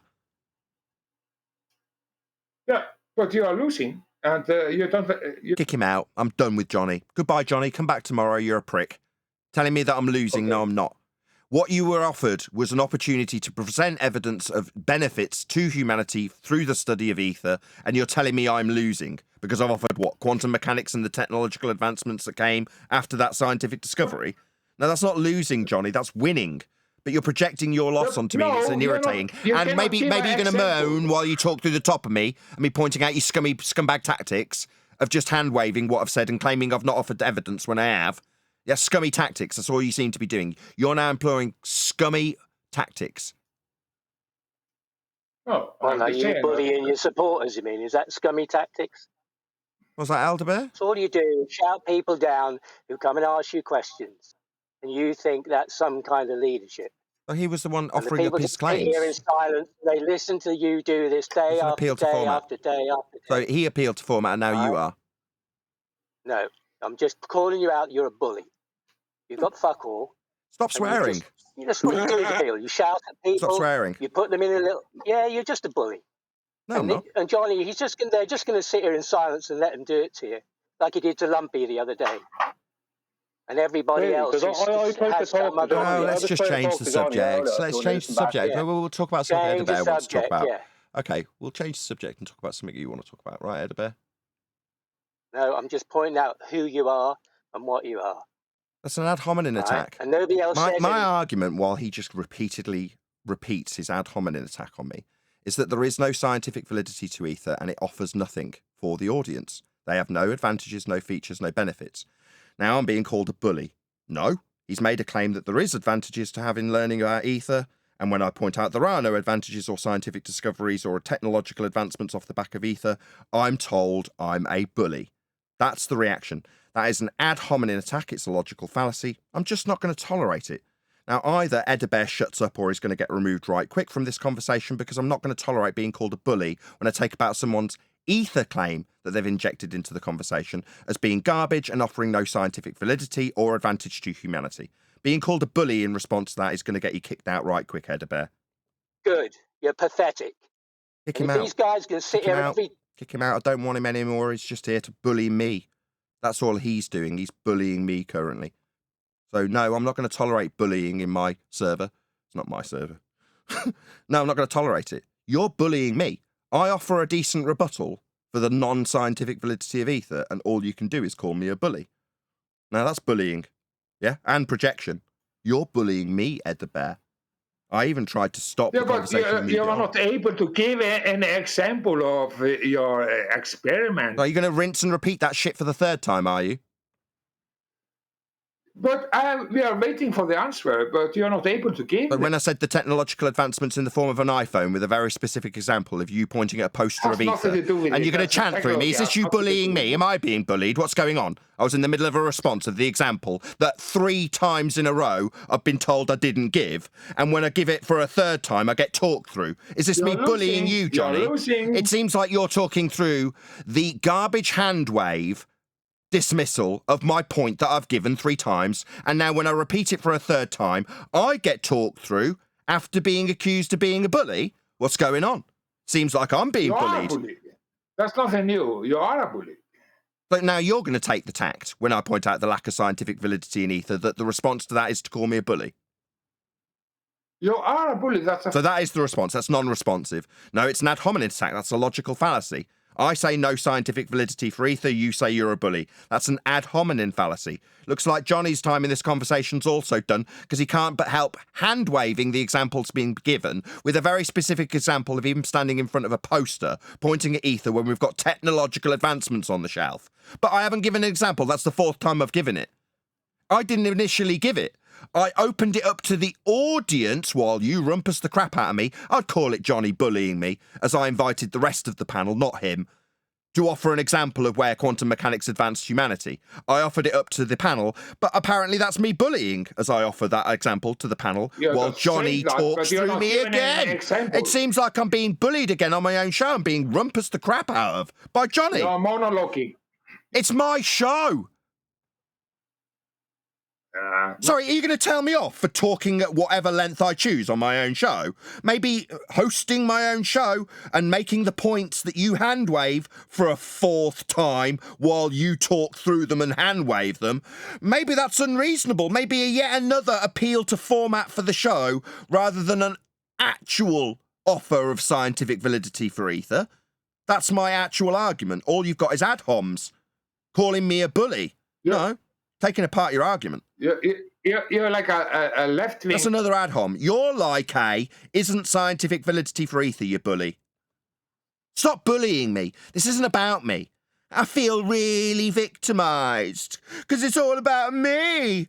When I point out the lack of scientific validity for ether, suddenly it's about what I'm like. I feel like I've got perfect justification for victim status. This argument about ether suddenly has become about me. You're making a fool of yourself. I'm not making a fool of myself. I'm highlighting the ad hominem fallacy. It's not a fallacy. So to talk about me in response to a lack of scientific validity for ether, is that perfectly reasonable logic? Not giving any proof. Or maybe shouting through the top of me after I've been accused of being a bully. Maybe shouting through the top of me while you and your cohort claim I'm a bully. No, I'm not. No, I'm just taking apart crap that gets punted through our community, my beloved community of flat earthers. They are being poisoned by bullies, people who talk through the top of absolute demolitions of their claims that come with scientific validity attached according to them when they don't have any. But what Johnny's doing is bullying me over and over again, talking through the top of me and claiming I'm monologuing. You're not giving us any fucking benefit. This is bullying. This is bullying. When he finally gets his words through the top of me, it'll be an ad hominem attack about me personally. It won't be an address to anything I've just said. Because he's not listening to what I've said. I've had to close the line. I haven't taken breath yet. Yeah, because you are monologuing and... You are monologuing. Ad hominem fallacy. 5th time in a row. There's no scientific validity for ether. There's none. It has no benefit to humanity whatsoever. If you're a flat earther and you're looking into this subject, you are very literally wasting your time. That's a fact. What's that I am going to do? Is it going to be I, as in you, Nathan, are something in response to that? Bullies? Go ahead, bullies. You are giving a... You are giving a... Yeah, of course, it's going to be directed at the man every single time. I'm going to close the line every time I hear something about me, a.k.a. what you are doing from Johnny. Every time he tries to bully me, I'm going to close the line. It's only reasonable. I'm not going to hear about anything about me when I'm describing the lack of scientific validity in a concept called ether. I don't want to know what I do. Yeah, you don't understand the argument. Now that's another 6th in a row, ad hominem. You don't understand. Ad hominem fallacy. These bullies with ether will bully their way through the conversation, accuse their victims of the very thing they do when they bully them. No, you're not addressing the argument. There's no scientific validity to ether. That's the argument. Nothing to do with me. Yeah, because you don't know. Say again, Brian. Yeah, can I just point out something? Earlier on, Johnny admitted, when I was speaking to him originally, about an hour ago, that he has to pre-assume something to even carry on. That's the first point that he has to get over. The first hurdle he has to get over to carry on with any thoughts about ether. He has to completely pre-assume something he has no evidence for. Now, that's exactly what they did in heliocentrism. No. And hang on, Johnny. No. We went through a whole rigmarole. Then the AAI came in. Then eventually Nathan came in. And Nathan did try to speak with you calmly. And you were not even answering these questions. You did, like, he asked you the same question 4 times. And you started answering things that he didn't ask you. And now, because it got to such a point that Nathan had to mute you while he was talking because you were going to talk straight through him. So now Nathan has been called a bully, and we're being called associates of a bully because we didn't step in. How is it possible to have a conversation with you when you are not accepting reality? How are we supposed to do that? I give you the example. I give you accept, Johnny, how it is some possibility when they're starting off with a pre-assumption based on absolutely nothing. It was not an assumption. I give you a real example, a real-time example. But he was not able to give me any example. He's not able to give me any real example of the... What's your real-time example? What's your real-time example? Go on, give it to me, Brian. Give it to me. What is the quantum real example pointless, that you dude. can give me? No, hang on. You said you had a real-time example for 1 second here. You said you had a real-time example for ether. Give me the real-time example, Yes, please. I was able to do that. I was able to do that, but you guys He's have not been gonna able do it, to dude. say anything against it. What was it? Look, okay, what was listen. it, Johnny? He's not going to answer you. Somebody else is going to Leave him tell him for you. leave him off. I was This is the talking thing. about. I want it to be shown. What was your real-time example, Johnny? What was it you gave us that was a real-time example? Please. A light is invisible, and it's reacting, and how you see light is because of the material that is reacting with. But it is absolutely going in a straight way, and it cannot go in a straight way without have some kind of background to propagate through. That's my argument. No, that wasn't a real-time example of ether. That was an example of your pre-assumptions about ether. That wasn't. No, it's not an assumption. That's a result of knowledge through looking through things and pre-assuming something is happening. You can't see light, so how can you determine what it's doing or not doing, or why it's doing whatever it's because doing? You can't see it has a reaction behind. You can only see what it interacts with. How can it be like that? How can it be like that? Because we have a reaction behind. It's going through the tube or the vacuum chamber, and you can see the light on the other end. You can see what it interacts with. That's what light is. You can only see what you can't see the light between your light bulb and your kitchen and your floor. You can only see the floor and the light bulb. You can't see all the light. You can't see these things. Now you're talking. Now you're not following. Everybody already agrees on that. Exactly what you're talking about, Johnny. No, you're not following. His point of contention is that the light. His point of contention is that the light cannot travel through the vacuum because light requires a propagative medium. That's basically it. If light doesn't require a propagative medium, that it doesn't matter. It requires that. That's the point. He thinks I don't understand this. I completely understand it. For you to see it interacting, it requires some matter for it to interact with. But when the matter isn't there, it doesn't have that to interact with, so you don't see it. It's that simple. That's not his point either, dude. That is his point. You're all over space.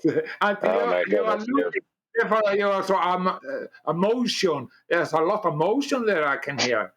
Look, you're all missing the point, bro. Where you, Johnny, need to prove your premise in the first instance. I was able to prove my premise. Shut your mouth. Shut your mouth. Nathan Oakley was not able to give any example. You didn't, dude. Calm yourself down, bro. You're gonna be okay. You're gonna make it through this without any loss of limb or blood. I promise. Okay? We cool now? We friends? Yeah. You're gonna be able to compose yourself? All right. Like we said earlier, if something requires a propagative medium to travel, then it requires a propagative medium to travel. That's axiomatic to the premise. However, you have to prove that light is something like that before you can use that prior premise as like an antecedent consequent relationship, right? You have to prove that in the first instance.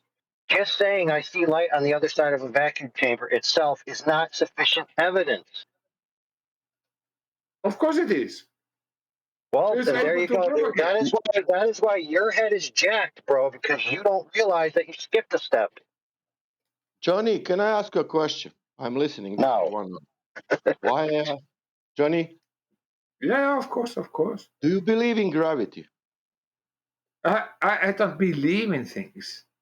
No, I'm asking you, do you believe in gravity? It's a simple question. Don't be angry. I know. I hate. You shall never talk about my beliefs. Do you think that gravity exists? Gravity, no. Gravity, like it is presented, is not real. No. John, okay. I can prove it. Oh, wait, Johnny. I'm asking simple questions. You think that gravity doesn't exist? Is that correct? Not like it is presented. No. Yeah, why you think like that? So, how it is presented? like it is. They said, in the first place, they said because Muslims are taking mass. Now let me talk. Let me talk. Jesus Christ! You cannot ask me a question, then I am not able to answer. But that's not reality. Of course, I have to answer. I needed that answer. You know that no, gravity doesn't exist. And now why? Because is it there scientific proof for gravity? Yeah, but if you're talking about the fourth dimension of space or something like that. Is it there scientific proof for gravity? No, there isn't. Not in that way that is present. Okay, great. Is it there scientific proof for ether? Yes, like I say, that if something has to propagate from something. Johnny, why we don't have the Nobel Prize guy who proved the ether? Please tell me. Yeah, there is, but there is no. Hey, listen. Obama took the Peace Prize, Nobel Peace Prize also, and he was killing people all around, left to right. So there it is. With all respect. Oh, fuck you now. You know? And about bullying, fuck you and your logic about fucking pseudoscience. You know, fucking idiot, fucking flat earther. It's easy like this. No Is it easy? Is it easy? Fucking bullying bullshit. You're fucking you guys are bullying my ears with all your red herrings. Yeah, this is a great conversation between Georgie and Johnny. I don't understand the word any here to say. It's not George, it's Paul. George was asking Johnny some straight questions, and Johnny was trying to answer him in roundabout ways and not answer him red herring nonsense. Like, I know what George was asking, and Johnny was just wanting to go off. If he could get away with it, he was going off into a tangent. But why do you do that, Johnny? Why you're here long enough? Why are you acting like that? This is not an explanation. I am real. I'm a real man. I'm a real man seeking. I am not. Nobody is controlling me. I have my own. You're fucking idiot. Are you kidding me now? You're a fucking idiot. Knowledge. Because I never attacked you. I asked you a simple question and you said to me, fuck you. Now, fuck you and shut the fuck your fucking pseudoscience mouth. Okay, we got it, brother. We got it. You don't need to repeat yourself with the insults ad infinitum. Okay, all right. Yeah, what we need on the table. Georgie rarely gets mad, so if he's mad about this. Irrelevant. Oh my God, 50 people talking. The only thing that matters is the proof in the first instance of the conditional premise that light itself is a propagative wave that necessarily requires a medium like all other propagative waves. That has to be proved in the first instance before any of Johnny's inferences can carry the conclusion that he needs. For goodness sakes. So if he doesn't have evidence of that in the first instance, his entire point is useless. Yeah, but he doesn't understand that. He thinks he has a point. Sorry, George. Point. I have the point, and I don't want to repeat me again and again. I have given you the point. You don't, Johnny. That's the point. You don't have a point. That's what our problem is. You think because the laser hits, you can see the laser at the other side of the vacuum when it hits the other side of the vacuum chamber, that somehow, because there was no air in there, and that means that the light had to propagate through a medium. No, the light didn't interact with anything until it got to the other side of the chamber.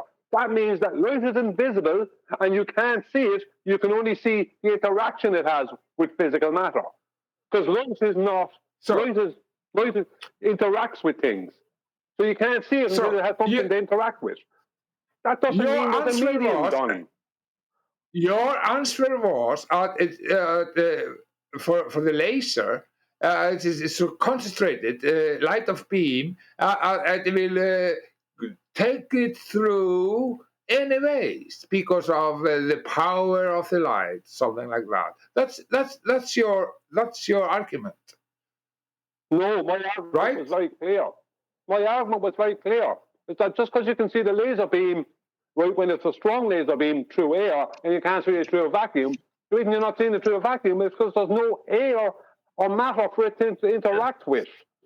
Air, light, whatever light is, it has to interact with something Something it has to interact with matter. We heard Then that. you agree with me. Then you agree with me. We already all agree. Look, we already all agree that light, Hang on, right? Hang on. Leave me clear. Give Look, any if you don't leave me clear up with him, then every time I'm talking to him, Holy you have to crap, come in dude. over the top of it. Just leave me speak to him for a You're minute. literally saying the same thing over and over and over again. You're literally on repeat. I don't care what you do.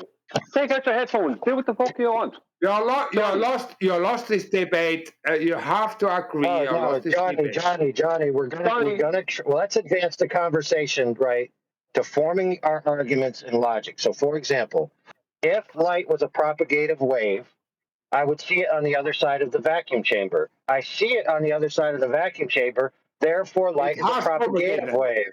Yes, it has propagated then. That is the answer. Perfect. I'm glad you agree that your position is on affirming the consequent formological fallacy. Good for you.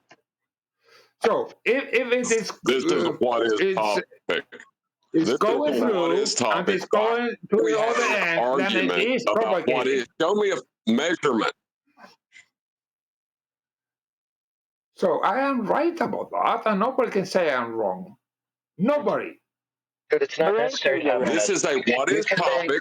This is a what is topic. Show me a measurement of ether. Don't give me an argument that is fallacious. What is fallacious in my argument? He's trying to present a consequence. He's trying to Hold If you're not able to be specific, then Johnny, it's just 1 meaningless. second. I only stepped away to take bikes down for my daughters. I come back in, and I hear, when I walk in, a description of an affirming the consequent formal logical fallacy. Before I even caught my breath, Johnny's denied that there was a fallacy being used. He's just had it explained to me before I've even sat down, and he's denied it. Like all the evidence for quantum mechanics technological advancements that he denied 4 times. What's going on? Just kick Johnny out. By this point, he's an unreasonable prick. Just kick him out. That's the cue. This is a what is topic. He's saying that ether exists. We need a measurement. We don't need an argument for the existence of ether. That's ridiculous. You don't make arguments for what is. Sure. Thank God. Does gas pressure require containment? It's not an argument, though. It's antecedent-consequent relationship. Are you trying to suppose that's an argument? Can be formed as an argument. How do you demonstrate can be formed in a logical, How do you demonstrate gas consequent pressure? argument. Hold on. You've triggered John. Go ahead, AI. I know, I usually do. It's funny. No need. How dare you? You measure gas pressure, don't you? Basically like, listen, look, and affirming the consequent, okay, is a transverse of affirming the antecedent. You understand that? An antecedent-consequent relationship is a form of affirming the antecedent, right? So if gas pressure, therefore containment, because it's an antecedent-consequent relationship. He's attempting to make an antecedent-consequent relationship, but he's really just making and affirming the consequent. Gotcha. That was my point. I understand. I didn't catch the first half when you said it the first time, but I understand it. He admitted that first thing to me, sure. When I asked him, I said, "You're pre-assuming that light needs a medium to pass through," and he said, "Yes." An hour and a half ago. Where do you go with that? Yeah, dude. And his proof of it is he sees the light on the other side. That's his proof. Which we all agree we see the light on the other side. What was Edibear's problem? Stepping in, white knighting, claiming I'm a bully. What was that all about? Well, because that not flat thing got old, so now he just wants to call you names. Well, one thing I can take. Well, this is a question. One of you. This is a question of physical existence.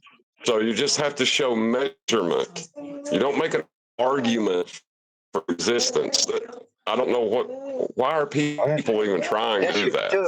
That doesn't make sense. I don't know. Did you miss the whole affirming the antecedent, right? If you could demonstrate an antecedent consequent relationship, then you could demonstrate that the one thing carries that conditional property that necessitates the consequent, then it follows that consequent is in existence, period. Right? That's an argument that could prove existence of something. I don't know how hard this is to comprehend. Yeah, so with gas pressure, you would measure gas pressure on the walls of a container, right? Right.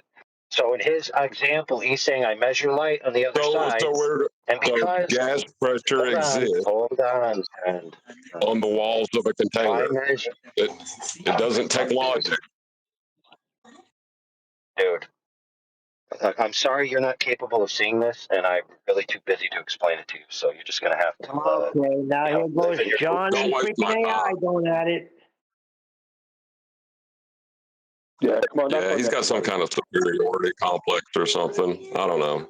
Just if it's a what is question, why does everything? then show a measurement. Can I attack your Otherwise, what's argument? it matter? Oh my goodness, dude. There already is an accepted antecedent consequent relationship between gas pressure and the containment, right? That's the whole appeal, to put it in the form of affirming the antecedent, right? So you affirm you have gas pressure. The consequent is, you affirm the consequent, right? Is that what you're doing when you say I have a container? Are you affirming the consequent, or are you doing something else? Because we know that affirming the consequent is a form of logical fallacy, correct? So when you appeal to gas pressure in a container, what are you appealing to? What is gas pressure? Oh my goodness, dude. You're literally not capable. Yeah, this is a what is topic. There's a claim of what is. God, dude. What is gas pressure? Hang on. Dude, that's what he's attempting to do with ether, dude. He's attempting to say that if I see the light, it's the same thing as if I have gas pressure. Therefore, the other part is that I must have a medium, because he's assuming that light and a medium are an antecedent consequent. No, he's claiming there's a medium. He has to show the medium. That's fine, but he's assuming it's already a foregone conclusion because he skipped that rate limiting step. He skipped the step that he needs to prove in the first instance, assumed it's true, and then put that into his argument. Right. It's why are we arguing about what is? Dude, they're both making, because he hasn't proved it yet. That's why. AI's point is very specific. He's affirming, he's presuming its outcome and trying to call it an antecedent. John, you're asking for him to show you the measurement of this thing, whereas that AI's point is that would be after. He can't show you a measurement of something. He's just presuming it's there. Exactly, Brian. That's the right way to put it. You spoke of it. Right. Right. This is an argument that they're making.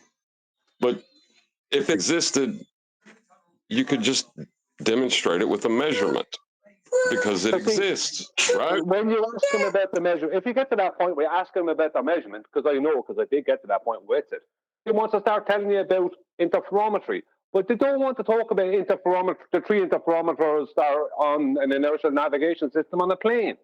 They want to talk about that. But they want to make claims about altitude and direction, changing the direction of the rates of light or whatever. You know what I mean? So they want to talk about interferometry as the measurement. But then they don't want to talk about interferometry on an airplane because it won't show what they wanted to show. Do you know what I mean? It's interferometry in a particular way that suits them because it shows what they needed to show, but it's not interferometry when it's used practically in an airplane. Do you know what I mean? Or in other circumstances.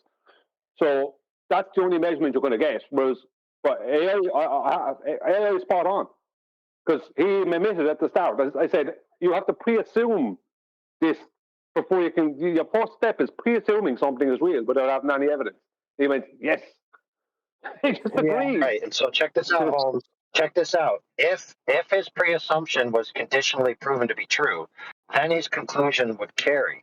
But he hasn't proven the first thing. He's going to the end and then using the result from the end to input at the beginning. Yes. Which is affirming the consequence, basically.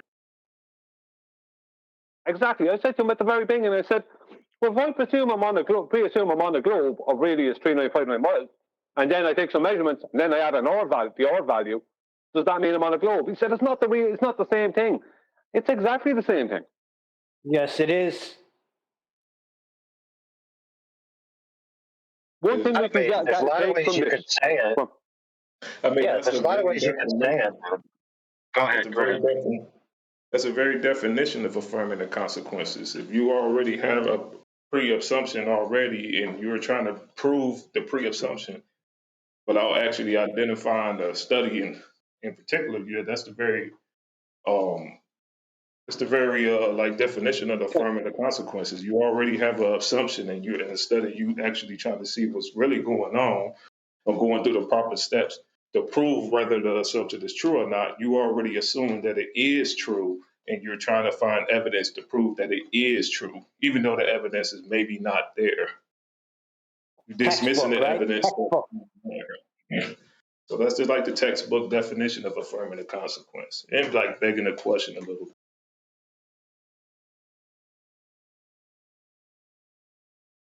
Well, one thing is for certain. At the end of another argument day of ether were produced, we end up at nothing. Ended up being with insults and argument, no ether proof. Nothing. Again. Yeah, because it don't exist. But that's the problem. It's the same thing. We spent some of us, like Betty and that, since 2014, dealing with the ballers, talking about things that they think is true, and they can't produce any evidence. I can guarantee you, in 10 years' time, it'll be exactly the same, right? For ether stuff, they'll still not have anything. If it was real, you wouldn't have to go through all these hoops. It would just be real, and you could show it. Brian, the problem is Johnny hangs around those channels and listens to the Witsits and whoever else is promoting that ether nonsense. It's not. It's not the. I would say I'm not decrying what you're saying, right? I can't say that's not true, but people will just believe in things without having any actual evidence for them. They'll start off with a pre-assumption that they have no evidence for, and they'll build on this pre-assumption, and it ends up in their head becoming fact. It's like you can never prove that. Yeah, but remember when that guy Blind Spot went over there against my wishes? What did he say? He said it was very enticing. The way they explain it, the way they talk about it, very enticing. So you sit around those channels and you listen to them, and you sort of like get brainwashed to believing that ether is a real thing. Yes, light needs a medium. But yeah, what is it going through? Well, general relativity is a very enticing topic too, but it ends up at nothing every time because it doesn't have. It's not built on anything other than maths and belief systems. Do you know what I mean? 10 years' time, they still will have nothing. They'll still end up with just insults at the end of the day. That's what you'll have. You know what I mean? They're getting angry and trying to overtalk you, and you know what I mean? That's all you'll have. And I guarantee you, what is it, 2024, 2034, they'll still have nothing for either. Nothing. Because it doesn't exist. If it existed, we wouldn't have to try hard to prove it. I don't have to try hard to prove that metal exists, do I? Yeah, I got an interesting question because there's this illusion of a dichotomy, right, between ether wave light theory. So a lot of them claim that light is a wave that's propagating through the ether. So essentially, light is an ether perturbation, right? But of course, they use a lot of different language. Versus light is a discrete particle, right? That sustains itself. Like it doesn't need a larger medium. It can travel from point A to point B under its own momentum, right? But there are other ideas about light that so in those two let me rephrase. In those two things, light is one thing in each thing, right? It's its own thing. It's either an ether perturbation or a discrete particle. But there are theories about light that are compound, where it's not just one thing, it's actually a multitude of factors coalescing to make the final phenomenon. But I don't ever see anybody going down those tracks. It's almost always ether or particle. It's very interesting. Just worth noting. Well, the thing about the particle thing is it was how is it described? a discrete chunk of quanta of light on a plate, wasn't it? My vernacular for that is not great. But that means there was a very, very small amount of energy, right, that was shot towards a plate, and it showed up when it interacted with the plate, right? A very, very tiny piece of energy, discrete quanta, right? As I said, my vernacular is not correct. But, I mean, that means you don't see anything between that and the plate. But that's just one point. How can you have a wave at one point? That was always pointed out. It can't be a wave, that's just one point. The thing about light is that we can't see it, and we can understand it up to a point, but then it goes to a place we can't understand. There's no point in pretending we understand light. We don't. But we have people who are trying to claim it's doing things instead of accepting that they don't understand it. So just hijacking, this is what I said. I said this to Witsit. I said, you're hijacking the unknown. That's all that's happening. Adding a story to the unknown and giving people the impression that you know when you don't. And he couldn't deny it. He tried to deny it, but he couldn't. In the end, he more or less admitted it.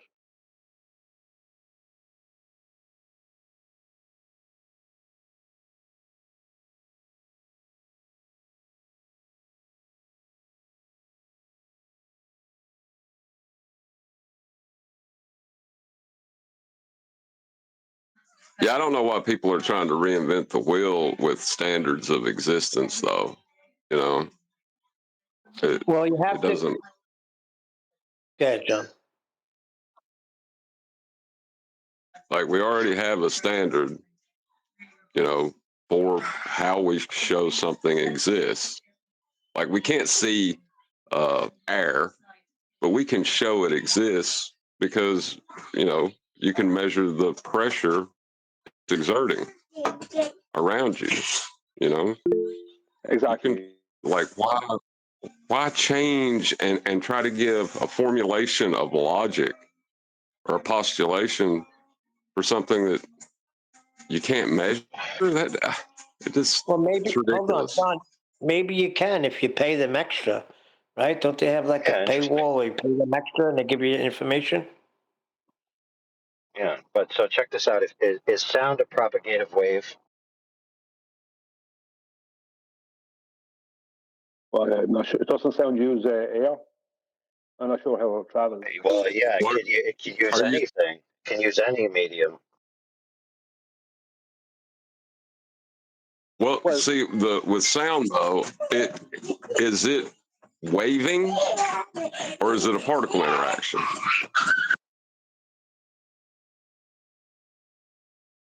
Well, how can it wave through gas? There's pressure waves. There's mechanical waves. There's all kinds of waves. But the point is, it is a wave. It's described as one, or you could say it's a vibration. It's a motion in the particles of the substance that it's traveling through. But it's just a chain reaction where the one vibration affects the next part, affects the next part, affects the next part, right? So if we hear a sound, right, we know that it traveled through us through a medium, right? Yeah. Yeah, but when you describe sound that way as a wave, if you describe it that way as a wave, then pushing a stick, there's a particle interacting with another particle within that stick that's pushing the next particle, that's pushing the next particle. So you could describe pushing a stick as a wave if you want to describe it that way. What I would say about sound is that once we remove the medium, the sound disappears. Sorry, go on. Correct. Well, look, sound being a wave, dude, is already established, dude. It's not even in contention anymore. I mean, to try to say pushing a stick is a wave, I mean, the point is that I'm there's saying this from the way you described a wave. No, you're not listening to what I'm saying. I mean, that's Your what they description are, of a wave could be used for pushing a stick and would be just as valid. So is pushing a stick a wave in your description? Dude. Just want to out pedantize me? Is that your goal? I don't know what it is about you two. Okay. Well, if there's a physical interaction Do we understand? between particles, waves? and What's a wave? that What's a constitutes wave? a wave, then Fuck, dude. Dude, what else could a wave be, dude? Think about it. You think when you have a wave in the water that it's not the preceding water affecting the next piece of water? I mean, come on, dude. Yeah, I think what refractive so when you push curvature the is putting stick, to it's you not the is the idea that if you're going to describe the previous bit of water affecting the next bit of water, then in terms of a bonded piece of material we would call wood, John's suggesting that one bonded piece of material that you're holding onto is going to affect the next bit further up the stick that you're not held onto. Therefore, by description that you've used, he's saying that John could, or refracted could say that's also capable of description within your description of a wave for a stick. That's what he's suggesting, I think. Yeah, you could transfer sounds that way. Sure. Not sounds, just moving the stick. If I just push the stick, just push the stick along the ground. Yeah, that makes sound, does it not? I think you are deliberately being obtuse now. Dude. I mean, look. If we can't even decide what a wave is, then this idea that light's not a wave is incoherent. Because we can't even decide what a wave is. So how can we know what is and isn't one? Well, a wave involves that's a good liquid question. and Oh no, that's a good question. and air. What is a wave? Where do we see waves? Only one place. I don't know anywhere else I see a wave, but at the ocean. And that involves wind and water. That's what creates a wave. Right. Wind and water. Topography helps as well, but mainly wind and water. But no, AI's got a point. If we can't successfully describe these waves we can't see, how do we describe them as waves? That's not what he said. The point is, how does sound arrive at you? It must travel through a medium, correct? Yes or no? You could describe it as a wave. Yeah. You could describe it as a sound cascade. You could describe it. You could just describe it as sonic essence in itself, right? Sonic essence travels through vibrational interactions between parts and within a medium, right? Whatever you do, you end up with the necessary antecedent that if you're hearing sound, it traveled to you through a mechanical wave of some type, right? So I'm hearing sound, right? Pardoning any schizophrenia now, okay? Because you can hear things without actually having, outside influence. But when we receive a sound, it's automatically necessary that it travel through that means. So my point is, they're just trying to say that light has that same relationship. That's light travels either in a wave like on the ocean or a wave like sound does. And so if I see light travel through, then I must assume there's a medium, just like sound. Yeah, but that's not how it works. Fantastic rebuttal. If you define your term, for example, when you appeal to the gas pressure container, what are you appealing to? You're appealing to a definition. If you define that as what it is and then appeal back to it, your argument is sound as long as your first premise is true. That's the problem. They have to prove their first base premise true. That light is a wave that requires a medium to propagate. That's where the rate limiting step is stuck. Perfect. So back to hold on. He's made his conclusion in between, which was to say that the presentation was an affirming the consequent. So you can then represent that as he has just done to us to try and, offer up the same suggestion, and then say, so long as the base premise isn't true, you can't affirm the consequent. If you can, it's an antecedent consequent relationship. That was where you started, right, AI? Yeah, if you could prove an antecedent consequent, then the premise of the consequent proves the antecedent is present. Right, but you have to demonstrate both, right? You have to demonstrate a container, then you have to demonstrate that gas pressure is formed within that container, and then you can go on to formulate a postulation like that, right?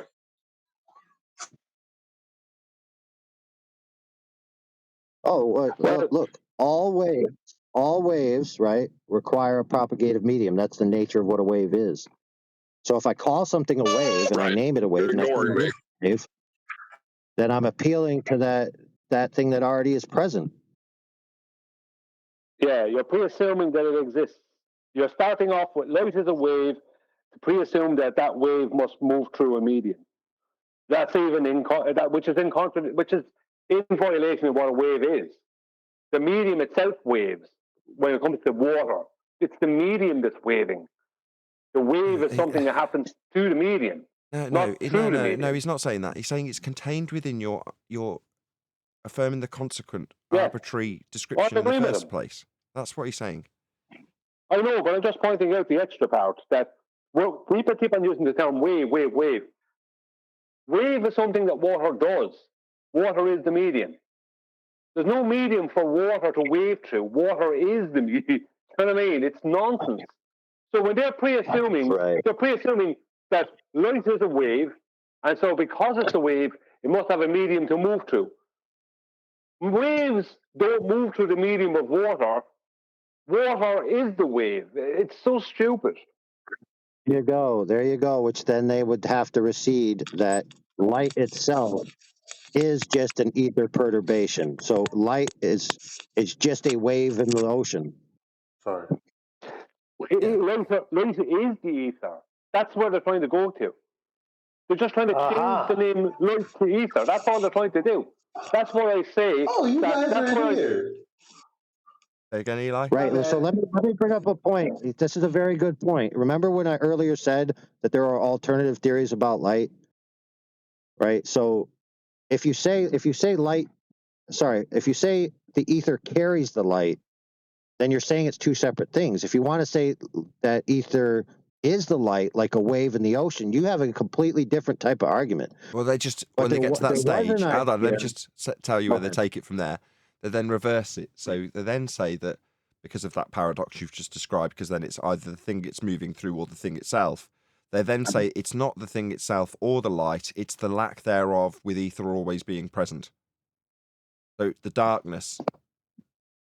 Yeah, but what they're saying is that the ether is the background medium, which the light propagate to. So the light, they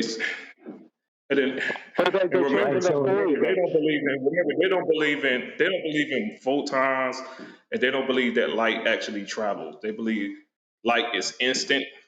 So I don't know why we talking about like waves. You are right though. They don't believe in photons. They'll show us with a Jacob's ladder or a, what's it called? That photon particle generator. The particle you're talking about. Oh no, that's more to do. Van de Graaff. I can't remember the name. Van de Graaff. Yes. Van de Graaff generator. Yeah, particles. Yeah, it's like when they're claiming particles don't exist and use a particle generator. But the point is that this is why I call ether the darkness, because what they're actually claiming is the light is already there, but it's hiding in the dark. And when it's what's the word they use? When it's excited. That's it. It is its rate of induction, right? When it's induced. So you induce the light from the dark. So ether is the darkness. That's why I keep saying that. Ether is darkness, because that's exactly what they're claiming. They're claiming light is, when you see darkness, light is already there, but when you can't see it until you excite it. But that's just the behavior of light. They're trying to change the light into ether. That's what they're doing. They're trying to start off with separating the two, and then they're going to amalgamate the two and claim light is ether, which is hijacking light. That's all they're doing. But where's all of this coming from? Yeah, my only problem is if anyone is to make an argument, so long as it doesn't so long as you're not like committing logical fallacies, then I'm all for it. But the thing that annoys me is that, you know, we have these conversations with people and we think we're going to get through to them when they've already taken for granted that they're committing a fallacy. Like, let's just take, for example, begging the question being used in general. Well, it's literally the fallacy in which you have a circular argument. And then we wonder why we talk to people for 3 hours straight and get nowhere. Because they hand wave what you say. Like, whatever his name, Johnny just did. Here's some evidence for the journey of discovery of light in the form of quantum mechanics. Here's some fruits of that labour in the form of technology. What's the response? You've offered no evidence. Or, when I walk back up from the girls playing with the bikes, I hear, well, that's an affirming the consequent form of logical fallacy, full stop. Next statement out of Johnny. You haven't shown how that's a fallacy. Just hand wave you. And then you go around in circles for 25 minutes. Well, yeah, that's why. How do you have an argument about something that exists? I'm still like, I see how they're having fallacious arguments to try to prove something that doesn't exist. That makes sense, but if it exists, you don't really have to argue for it. It's just there. Absolutely. Just to back up what Eli said, and I totally agree with what John said, but just to back up what Eli said, just so you know, Eli, because I don't know if you heard it. When this first started back at about 2 hours ago with Johnny and me, he said, how can you have something light go through a vacuum? It needs a medium to go through it, right? And I said, you're just pre-assuming that light requires a medium. And he said, yes. And then carried on. That's supporting what Eli. It's exactly what they're doing all the time.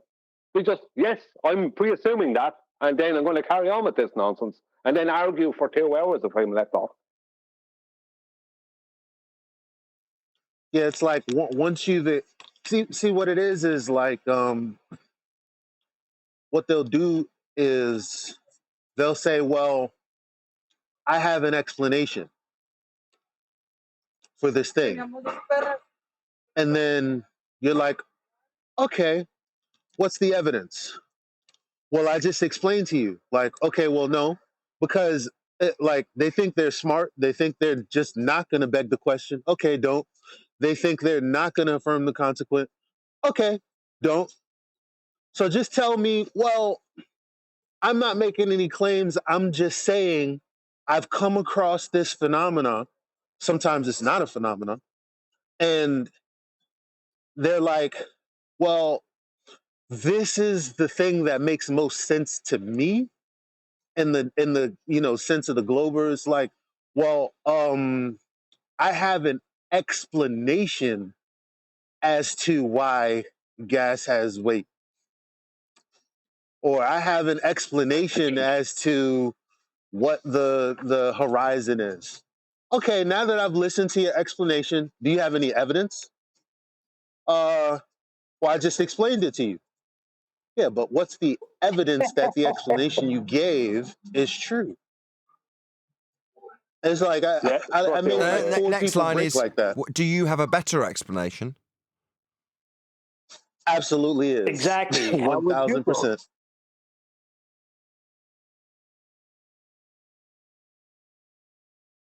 And that's a concession. Well, how do you say light getting from one point to another, Eli?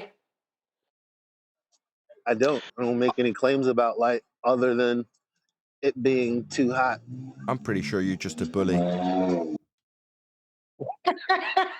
I want to know.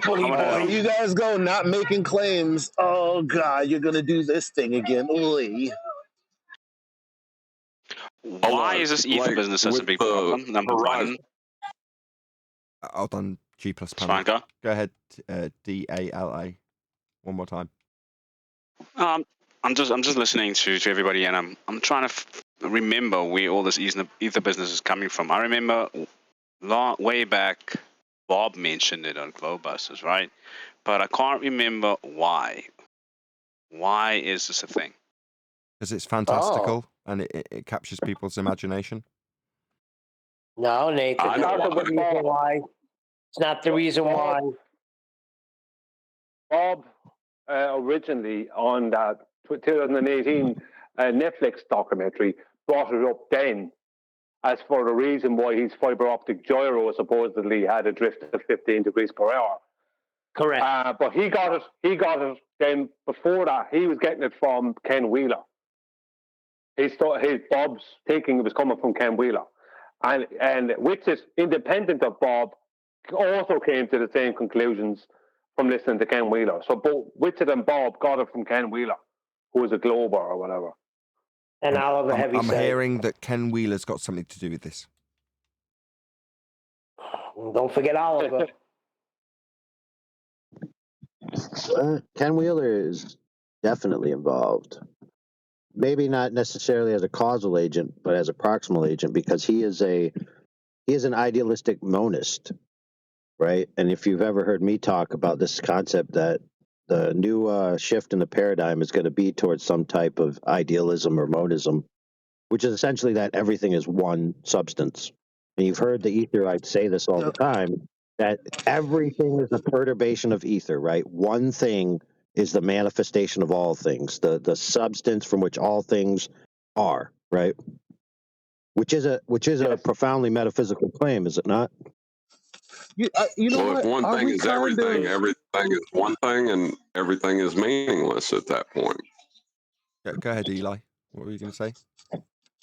Well, I was just gonna say, like, I kind of got the same feeling about atoms when a globe earther tried to argue that gas particles with weight, since they're like physical, have what's the word? They're like tiny pebbles. Now I know we've dealt with that argument, but it's like the guy is arguing for, well, technically, it's like little rocks. Like, it's just everything is made up of tiny little atoms, and I'm like, I don't know. Sounds like everything. To me, it sounds like Things are everything is made up made of of different light. parts of different things, though. Yeah, it's some nonsense. Things that, like, where's the honey? Can someone show me honey gas? Honey can't be a gas because of its molecular structure. You know what I mean? This is so stupid. I mean, do these tiny pebbles, when you think that if you have a container that's at higher pressure than inside the container than there is on the natural outside pressure, and you open the top of that container, will all those little pebbles, did they all float up? You know what I mean? It's so stupid as that. Exactly. I was like, unlike a bunch of pebbles on the beach, we call it sand.